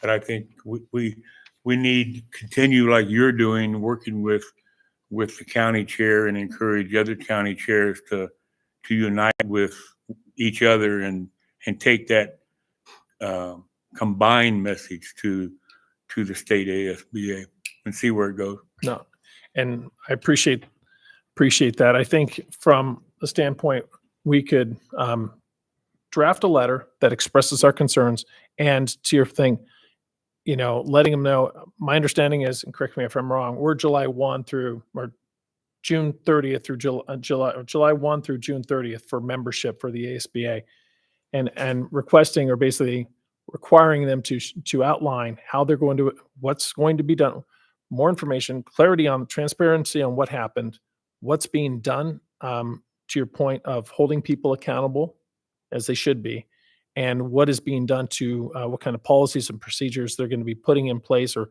implementing to ensure that this doesn't happen. And then, we that gives us until June 30th to reevaluate if we want to continue with this. I will let you know, and thank you for bringing it up, there was up to 40 letters of concerns that from other districts that have been expressed. So we're not in this alone. But to Mr. Wright's point, we can take that letter and share that with the county representative who can pull the concerns together, submit the letter, but also attach our letter to this. So it's not only just the summary of it all, but it could be letters so that our voice is heard individually. Yes, but I think that tying the letter to our membership in ASBA might be a little short-sighted in our thing because of the services that ASBA provides us. No, I'm not saying that we would just, if they don't do it, we terminate. It would just, if we don't see anything that they're making progress, then we sit and have a conversation about our continue thing. There is value in that, but if the value is such that the leadership continues in such a way, it's not representing this. If they're sending the wrong message, this is the Arizona State Board Association. That is education. If we can't stand up and show our kids, this is how you need to act in a responsible manner, that's not the organization it needs to be. So to your point, I'm not saying that we should, give them 60 days and say, we're terminating you, but let's give them a chance to see if they're going to own up to it and take responsibility, take action so that they can start building that trust back up. Yeah, I'm not saying that we should terminate our relationship with them at the present time. I think we need to give them the opportunity to make the changes and correct the situation. And in the situation that we have a president of this board that is saying, if I was the president of the board and I started telling board members that, hey, if you don't like the way that this is going, then just quit. Yeah. That's unacceptable. In any case, it's unacceptable. And my point comes down to is if they really want to clean this up, then people of that nature and people of that attitude need to be removed.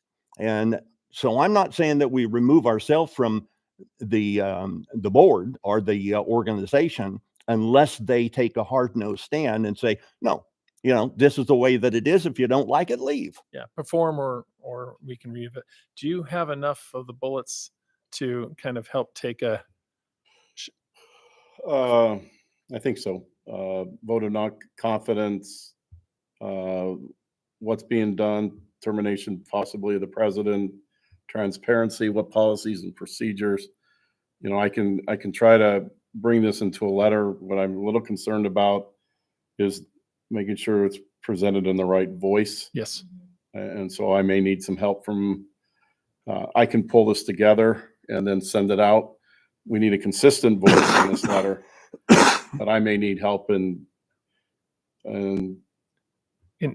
where we might need to use stronger words and things like that. I may be sometimes a little bit more diplomatic than maybe this letter wants to be. So, but in talking to Mary, she says that I can send letter proposals out to you. You can chime in that, and then we can bring the letter for this for approval on February 6th. So I'm in favor of that. Okay. But what is important is I'm sending it out, that you're responding directly to me and not responding to the group. So Any further discussion? So does that directive then need to come in the form of a motion then? a what? A Do motion, we need to read, so, okay, No. so we don't have, all just right. direction to staff. Yeah, I have the direction and I'll be Okay. sending something out. Okay. Thank you. Now, any further discussion? Moving on to ESS Case Manager Compliance Stipend. So originally, this proposal was put on the consent agenda, but after speaking to Mr. Wilkie and speaking to Mr. Hunt this weekend and looking at the stipend proposal, we have Mrs. Daniels, our Executive Director of Student Success here. She put this proposal together in consultation and talking to, I think, Bullhead School District. I can't remember the other school district. Bullhead's School District, I looked at Chandler's policy, they have a stipend, and the elementary school has a stipend. Neither of those, all three of those did not have, it was basically, this is the stipend, and it was just given out to teachers with no expectations.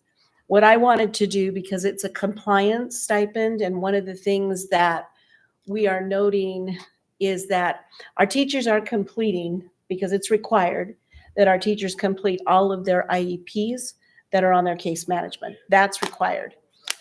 However, the timeliness of those is something that we are lacking.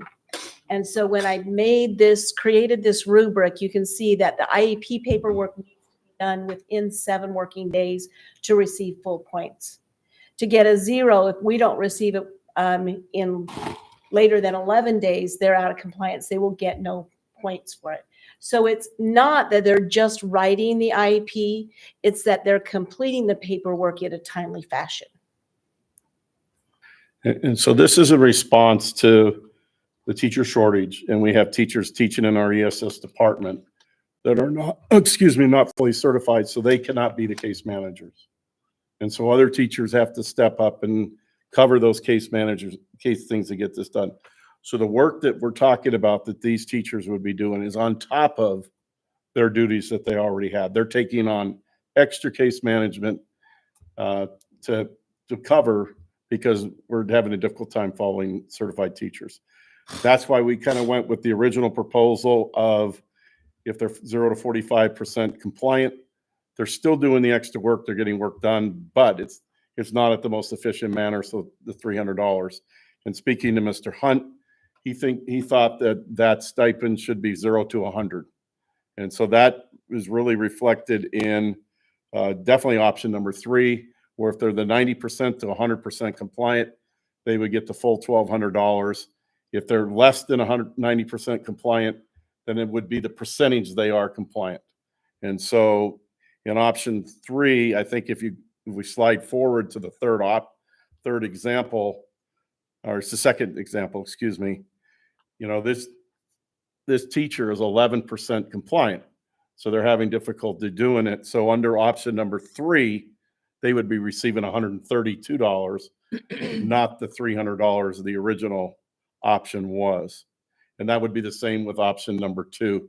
The difference between option number 2 and option number 3 is that those straight numbers all the way through 60% compliant, which I know, Mr. Wilkie, when I talked to you, you had a little bit of trepidation with 45% is kind of the low. And so this tiers it. And then once we get below 60%, then it's a straight thing there. And so we're open. But and so in that option, in option number 2 and option number 3, which is the third example there, you will see on option number 3, which is, this is 64%. And option number 3, they would receive $768, but in option number 1 and 2, they would receive $840 because they were at least above that 60%. And then option number 1, they're above 90%, so they would get the full $1,200 in each example. Does that make sense? So I think the one thing that I'd really like you to think about is our ESS teachers are hired as teachers. They come in, they're going to provide instruction just like a gen ed teacher comes in, right? But in addition to that, they need to provide specialized instruction to the students, and which our gen ed teachers do too, because they need the scaffold, right? But then in addition to the teaching, the lesson planning, the grading, the having conversations with parents, they are writing these IEPs. And these IEPs take up to at least 2 hours per IEP.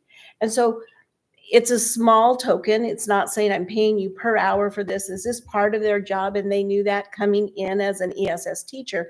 However, we are like other districts where our teachers are leaving, and we want to keep good special ed teachers. And so this stipend represents to them that we recognize what they're doing, we appreciate their work. And I did have a conversation with the teachers, and I said, you're not going to get a flat $1,200. You have to show and demonstrate that you understand the importance of timely completion. So we're here to answer any questions, clarifying any of the three options. I mean, based on kind of how you came about it, I'm still comfortable with the first option that you presented. I think, like you said, if they're putting in the work anyway, you know, then it's a small percentage. It's a token, say thank you for going that, you know, and then it's still a motivator for them to actually do better to get to that 100%. Mr. Hayes? I can see pros and cons in all three of them, right?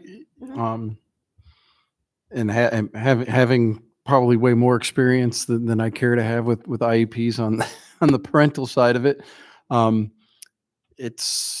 it's also very important that they are complete and they're accurate and it's timely, because if they don't, having been in the situation, there could be legal ramifications if they're not, right? And it's like the key is those trying to find a way to ensure that, but at the same time, just not. Yeah, I don't know. It's this one's a little harder for me. Mr. Hunt? If we do this on a sliding scale, those teachers that are down below the norm, it's going to give them somewhat of an incentive to improve.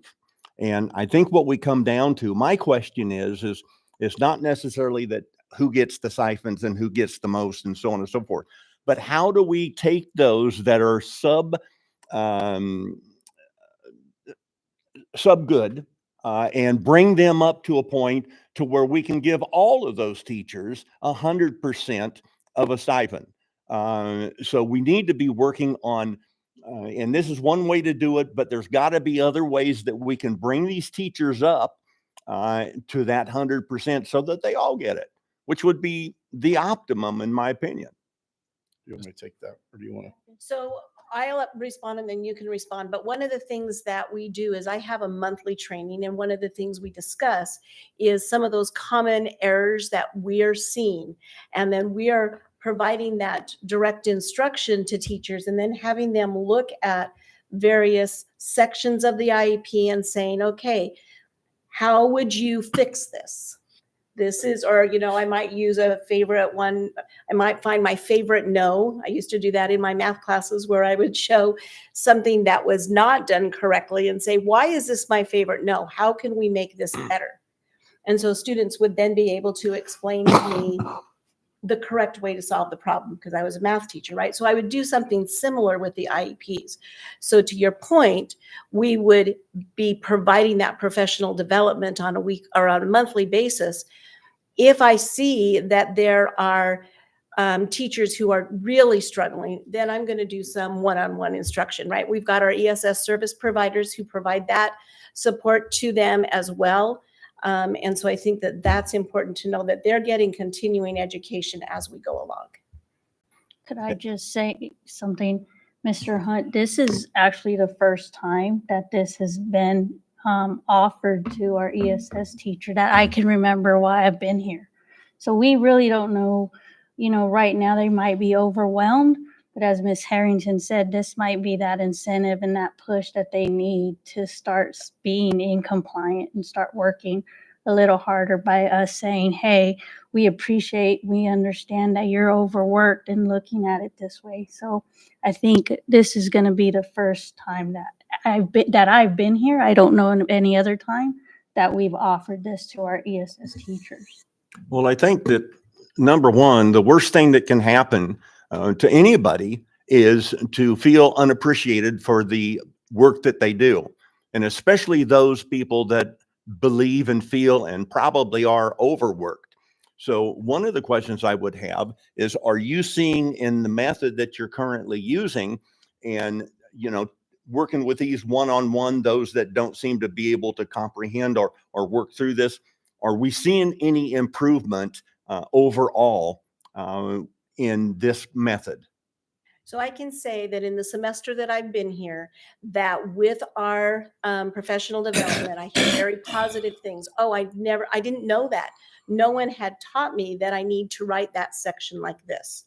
With those teachers that are receiving, I've got both of our ESS service providers are sitting down with some of the teachers, and they're going step by step with them, explaining the whys, providing them resources on how to write a goal. What does least restrictive environment look like? And they're like, oh, I didn't learn that in school. And so, so the answer is yes. Do I see it I don't see it overwhelmingly at this point, but remember, I've only been here a semester. So what I'm saying is, I think this, and they're like, okay, then one of the questions the teachers asked me was, so are we going to know what score we got on each IEP? I said, absolutely. We will tell you.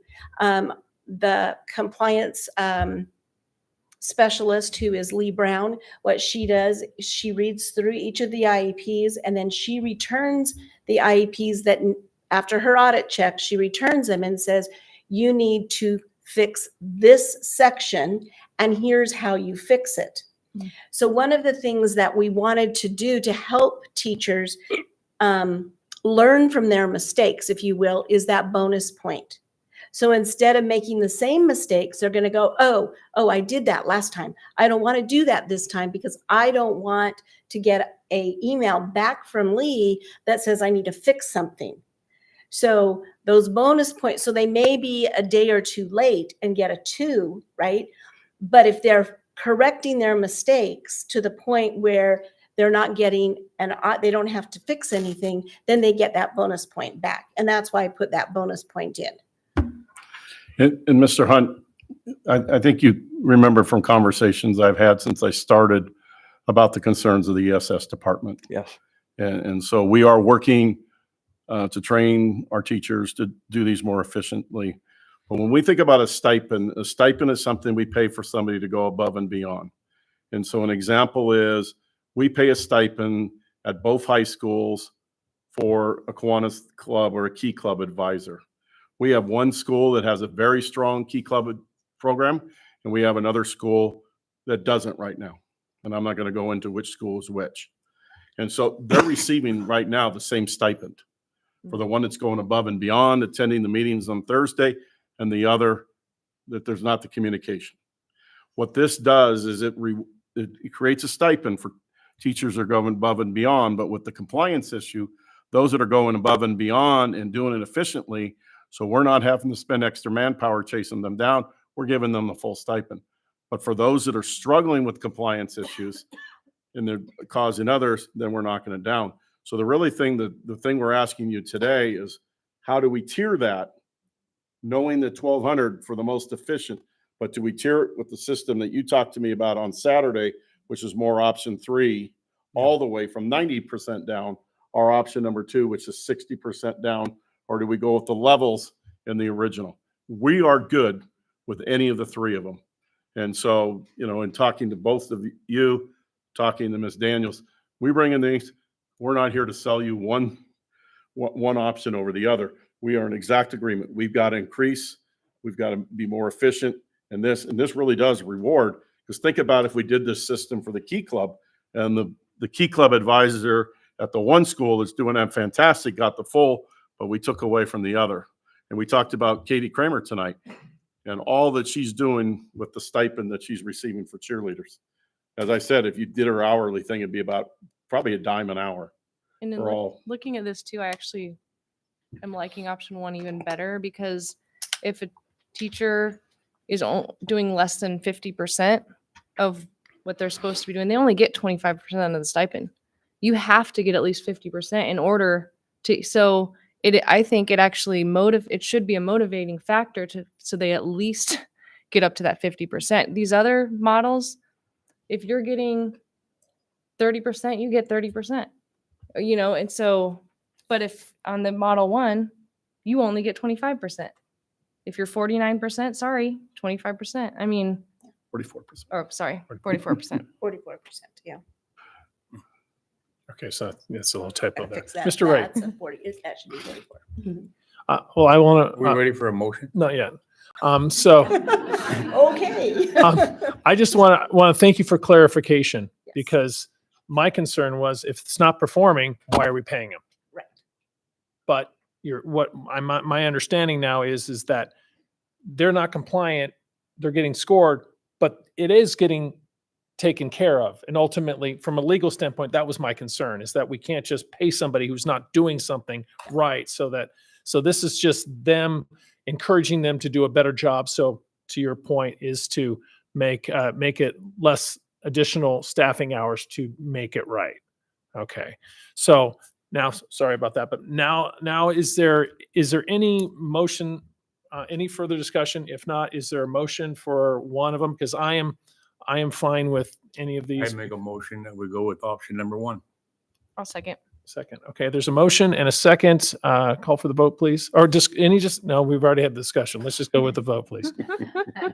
We'll be here till 9 o'clock. Yes. Mr. Hunt, No. Mr. Wright, Yes. Mrs. Harrington. Yes. And Mr. Wilkie. No.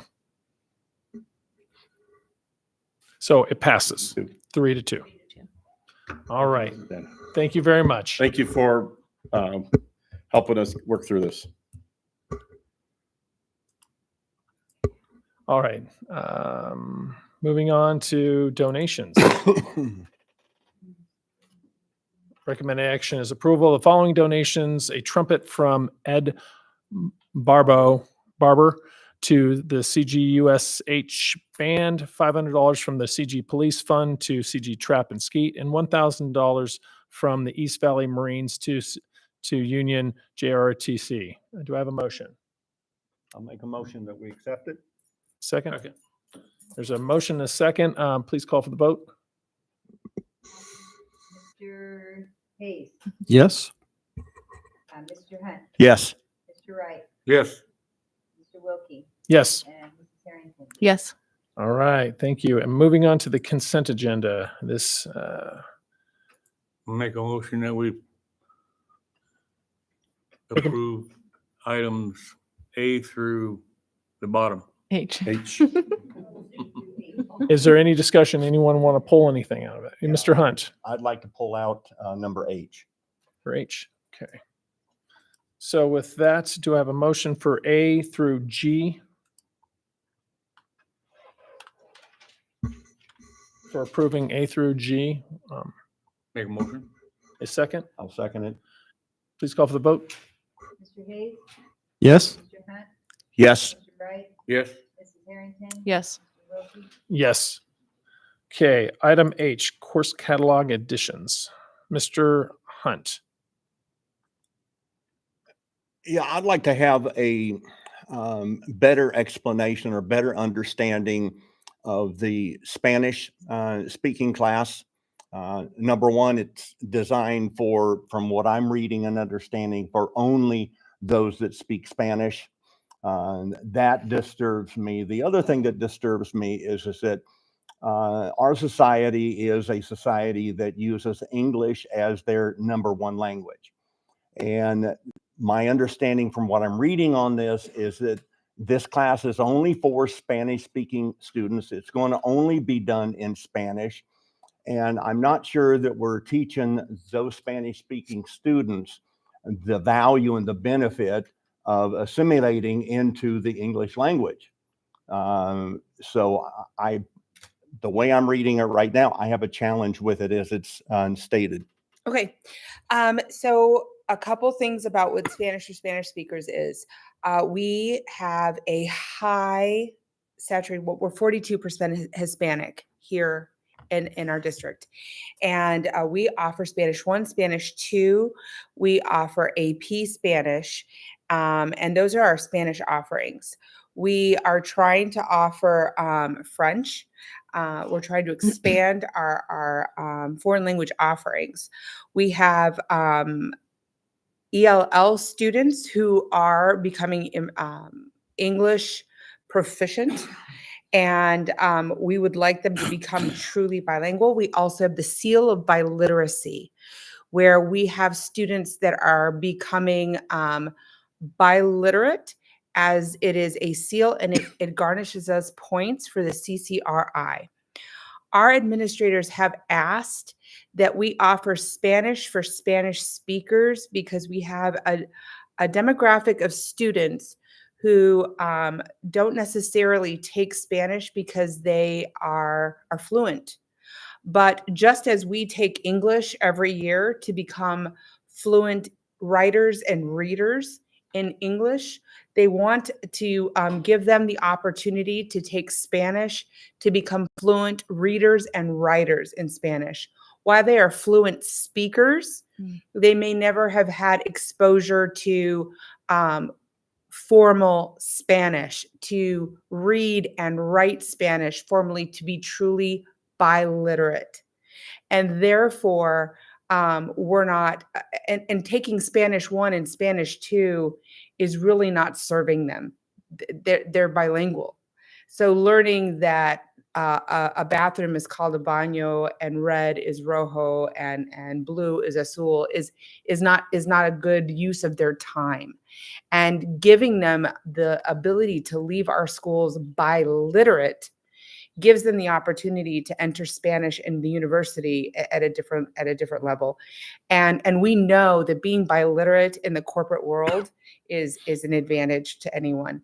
Also, what we are finding is that our bilingual students can't enter AP Spanish because they do not have the formal Spanish of 1 and 2, and they're not engaging in it because they do know the basics of Spanish. So offering Spanish for Spanish speakers gives them the opportunity, just as we take English every year, to become proficient English readers and writers.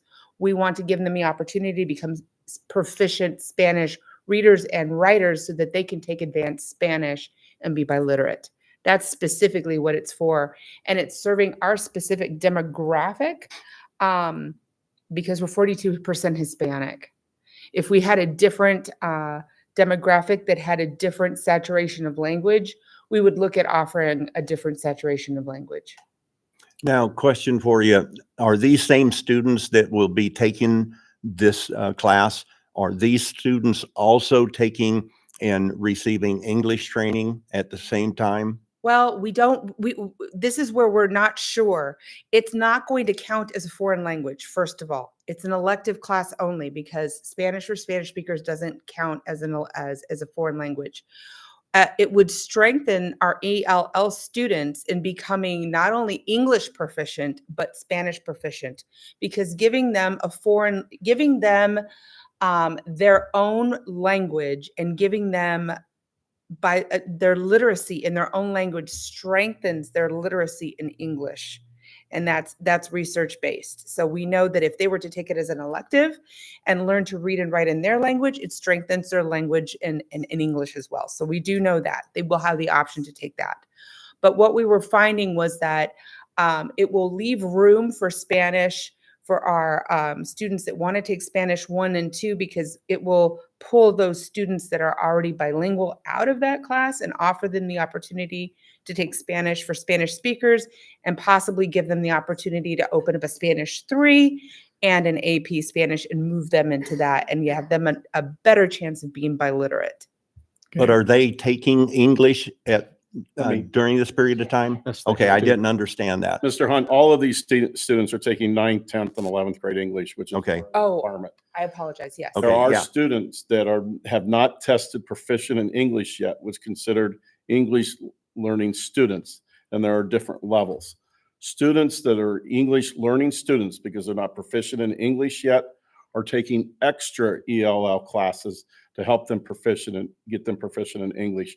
It is most likely if any students are not proficient yet in English, their electives they're not going to have time. They won't have elective space for taking classes like this. Okay. But Ms. Morales is absolutely right. My wife grew up speaking, both her parents spoke Spanish. So she grew up speaking Spanish, but she didn't know formal Spanish and she doesn't know how to write Spanish. Had she learned those skills with her ability to speak Spanish, she would have been much more marketable. And it's harder for her to maintain that language now because, again, it's more casual than the professional language. And even though English is the preferred language, there is still professional consultation that still needs to be done in Spanish for Spanish families when they go to doctors or when they visit in Mexico and things like that, that this will be very beneficial for these students. Okay, so But in no way are our students not learning English to be in this Spanish program. Oh, no. English is the number one priority. and that's the And important thing. proficiency. They need Yeah, to and be that was proficient in my main English. question. Yes, sir. Oh, and I apologize that I did not address that correctly. No. They need their 4, 9, 10, 11, 12 to graduate. This is to help them become also, I mean, to speak Spanish is one thing, but to know how to read and write in it, it's another thing. We're teaching them how to read and write in English, but they're bilingual, but they don't know how to read and write in their native language. See, I would normally assume that if they were proficient in Spanish, that they would know how to read in Spanish and they would know how to write in Spanish, because we that are proficient in English, we know how to write and how to speak and how to read in English. And that's one of the great misconceptions. I probably had 15 staff members at Valago who could speak Spanish, but I didn't have any staff members who could write it. And so when we corresponded in writing to our Spanish families, there were a lot of times there was a disconnect, because when you load those AI programs, artificial intelligence programs, a lot of times it's in the proper Spanish and not the casual Spanish. So many of our bilingual families are speaking the casual and not the proper Spanish. And so that's the real disconnect. But yeah, it shocked me too. What do you mean you can speak Spanish, honey, but you can't write it? Right. Okay, so That's correct. so it's open to any student. It's just the name is just native speakers. It's just to just basically describe the fact that this is an immersion class that's going to be focused on learning how to more advanced manner reading, writing, and speaking it. So they have to be fluent first. But they have to be fluent. They have to be fluent. Like they may read a novel in Spanish and write in Spanish. We take English classes. We know how to read and write in English because we've been taking English, right? My family speaks in Spanish at home, but if you were to give me a novel in Spanish, I can't read it. I mean, I would struggle horrifically. But I taught English. So just one last question, so I don't want to belabor the point, but what is the threshold that meets the fluency? Now, if you have some students that are not native Spanish speakers, but they love Spanish, they've taken it, they can speak it very well through the Spanish 1 and Spanish 2, but what the threshold there, if you say fluency, that kind of actually just will basically separate some of the native speakers too, because they're not fluent. They're speaking Spanglish, Right. or common. So that's where this is where we're trying to examine what we're going to be doing with it. So we're probably looking at conversational Spanish, and we're trying to teach the formality of reading and writing in Spanish. Okay. Mr. Hunt, does that answer your questions? Yeah. Excellent. With that, is there a motion? I move we approve number 8. And I will second that. Wonderful. We have a motion and a second. Call for the vote, please. Mr. Hayes, Yes. Yes. Mr. Wright, Yes. Ms. Harrington. Yes. And Mr. Wilkie. Yes. All right. And it wraps up the agenda. Thank you very much for your time this evening, and have a good night. Good job.